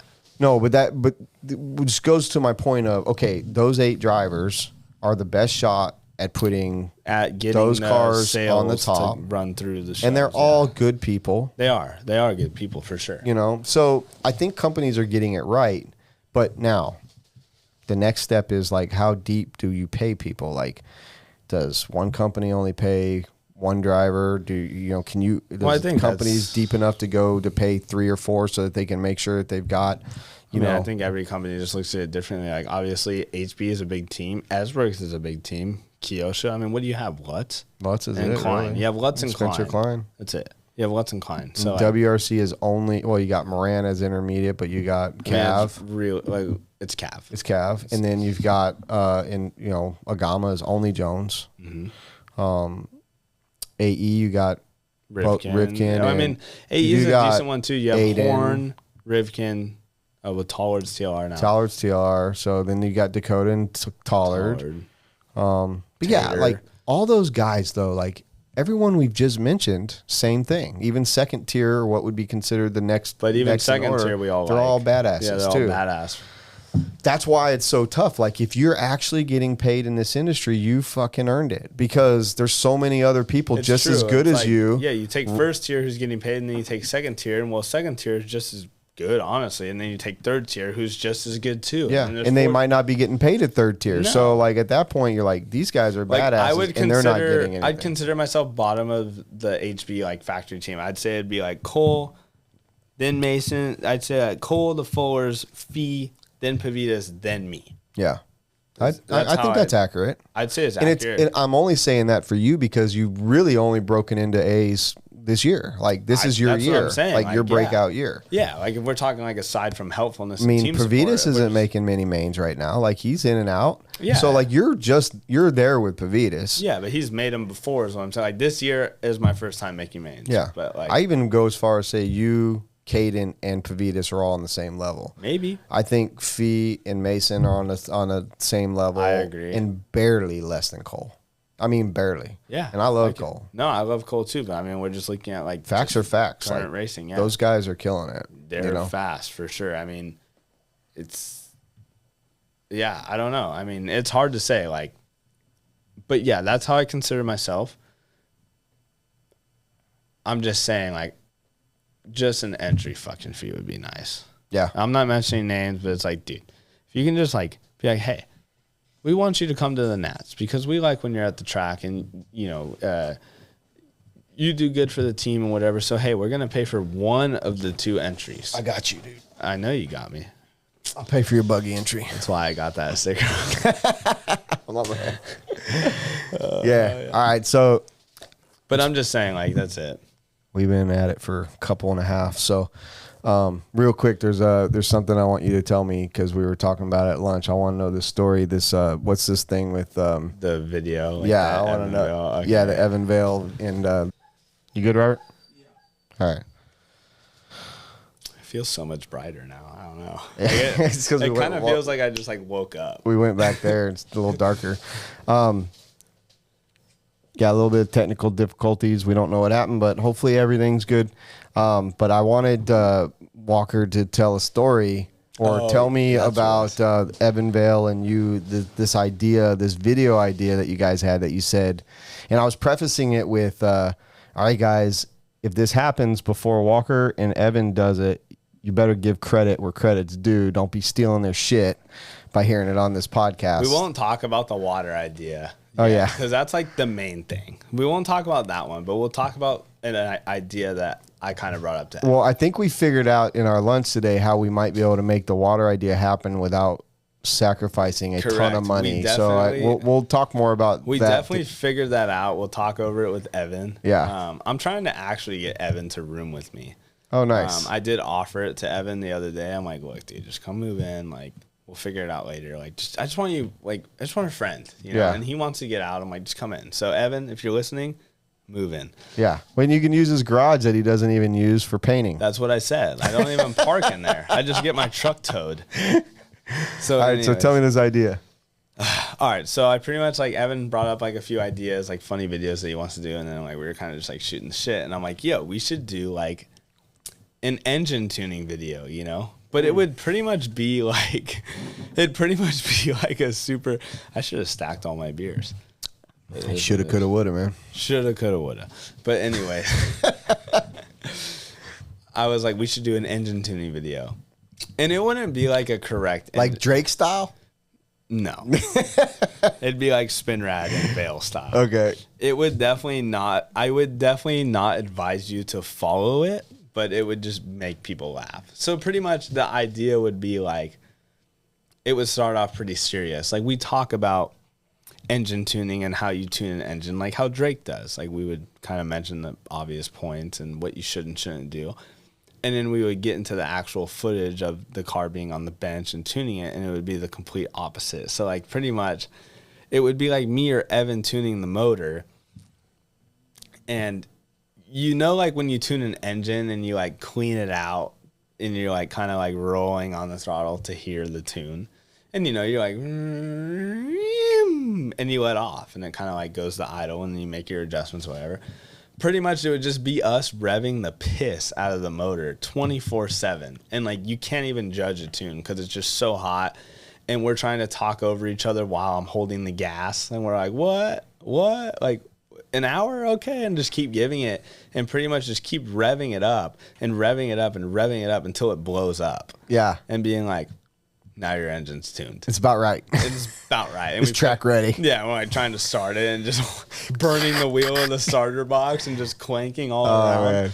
Yeah, that's some good satire. yeah. Like I'm sure we'll figure out like more ideas to do with it, but like it'd be pretty cool because like nobody's done a video like that where it's just like total like. What? Are you recording? It is on now. All right. Well, look, we don't have a lot more time before our fucking Amazon special shit fucks up on us over here. But you got anybody you want to thank? Any sponsors? Like we don't, this is open to whatever. Like there's no. I mean, honestly, every sticker that's on that body, they all do something for me. Whether it's, I mean, they all do something for me. We're not going to say what TJ does for you because that's inappropriate for some of the youngsters. We're not going to say like anything crazy, but obviously all my sponsors, there is a lot to list. But definitely HB Racing, One Army does do a ton for me. Robert and Dylan and Brendan, they all do a bunch of stuff for me. They always make sure I have everything I need to go to every race, plus more. Like if I need one thing, they send me 5, Yeah. So huge shout out to One Army. If you guys are looking for any bitchin' aftermarket HB parts, or even if you have an idea, you should just pitch it to Robert. Go to onearmyracing.com and send them an inquiry of any ideas. HB Racing, One Army, JT Bearing Co. JT Bearing Co. is another one that always makes sure I have what I need at every race. Jenny and Tyler work their ass off. They're packing orders from sun up to sundown. They just started a tire company, ProMotion Tires. Super good tires. Check them out. We just got Nick Hartman to run them. The Drake N Motors, DrakeRacing.com. 83 RD2 motors. Super reliable, super good power. Amazing. Beach RC, find everything you need at Beach RC. AssaultRC.com. I need to get some of those stickers on my bodies. But Beach RC and Assault RC. Bipolar Designs, he does all my 6 stickers and wing wraps. Wolfden, Kyle Neary, sick merch, sick track, super good vibes.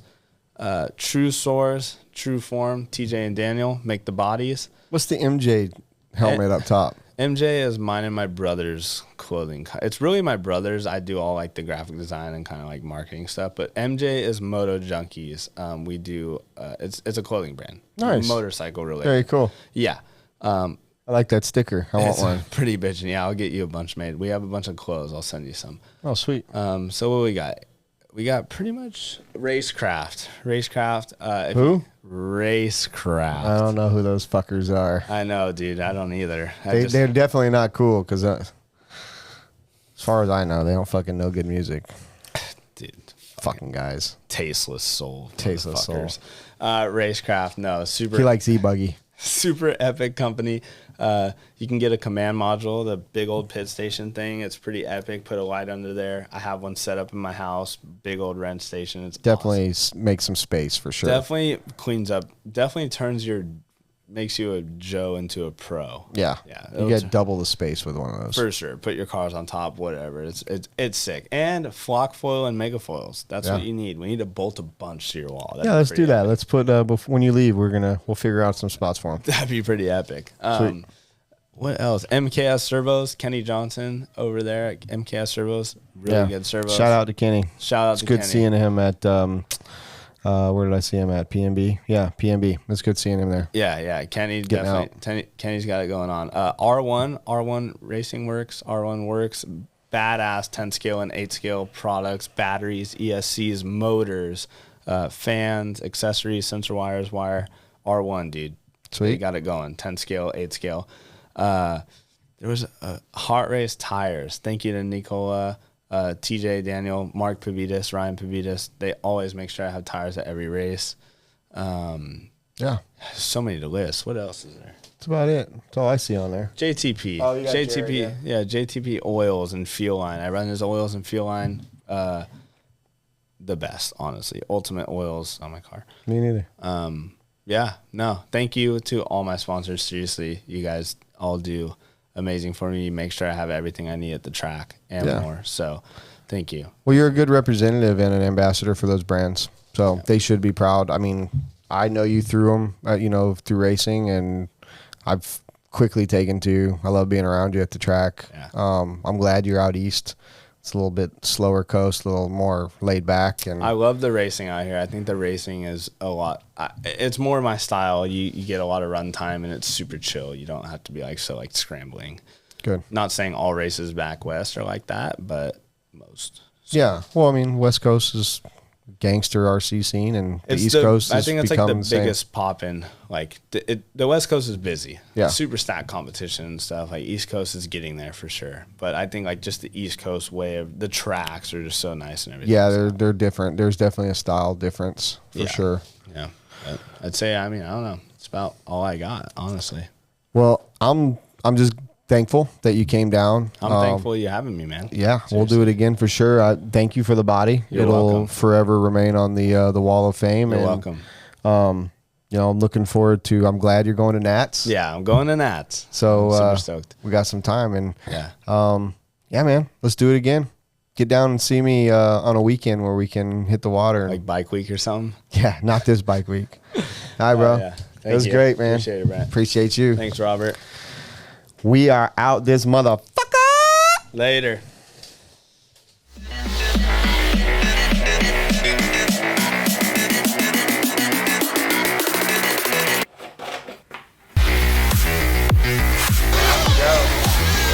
Quality.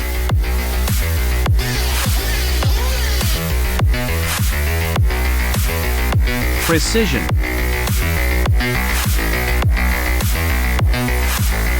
Passion.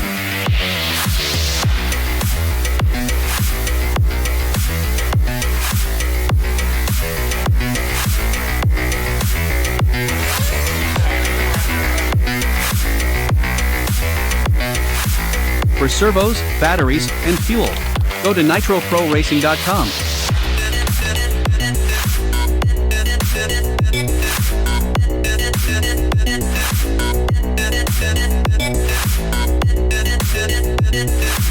So it is made possible by the boys over at Racecraft. They don't suck, and neither should you.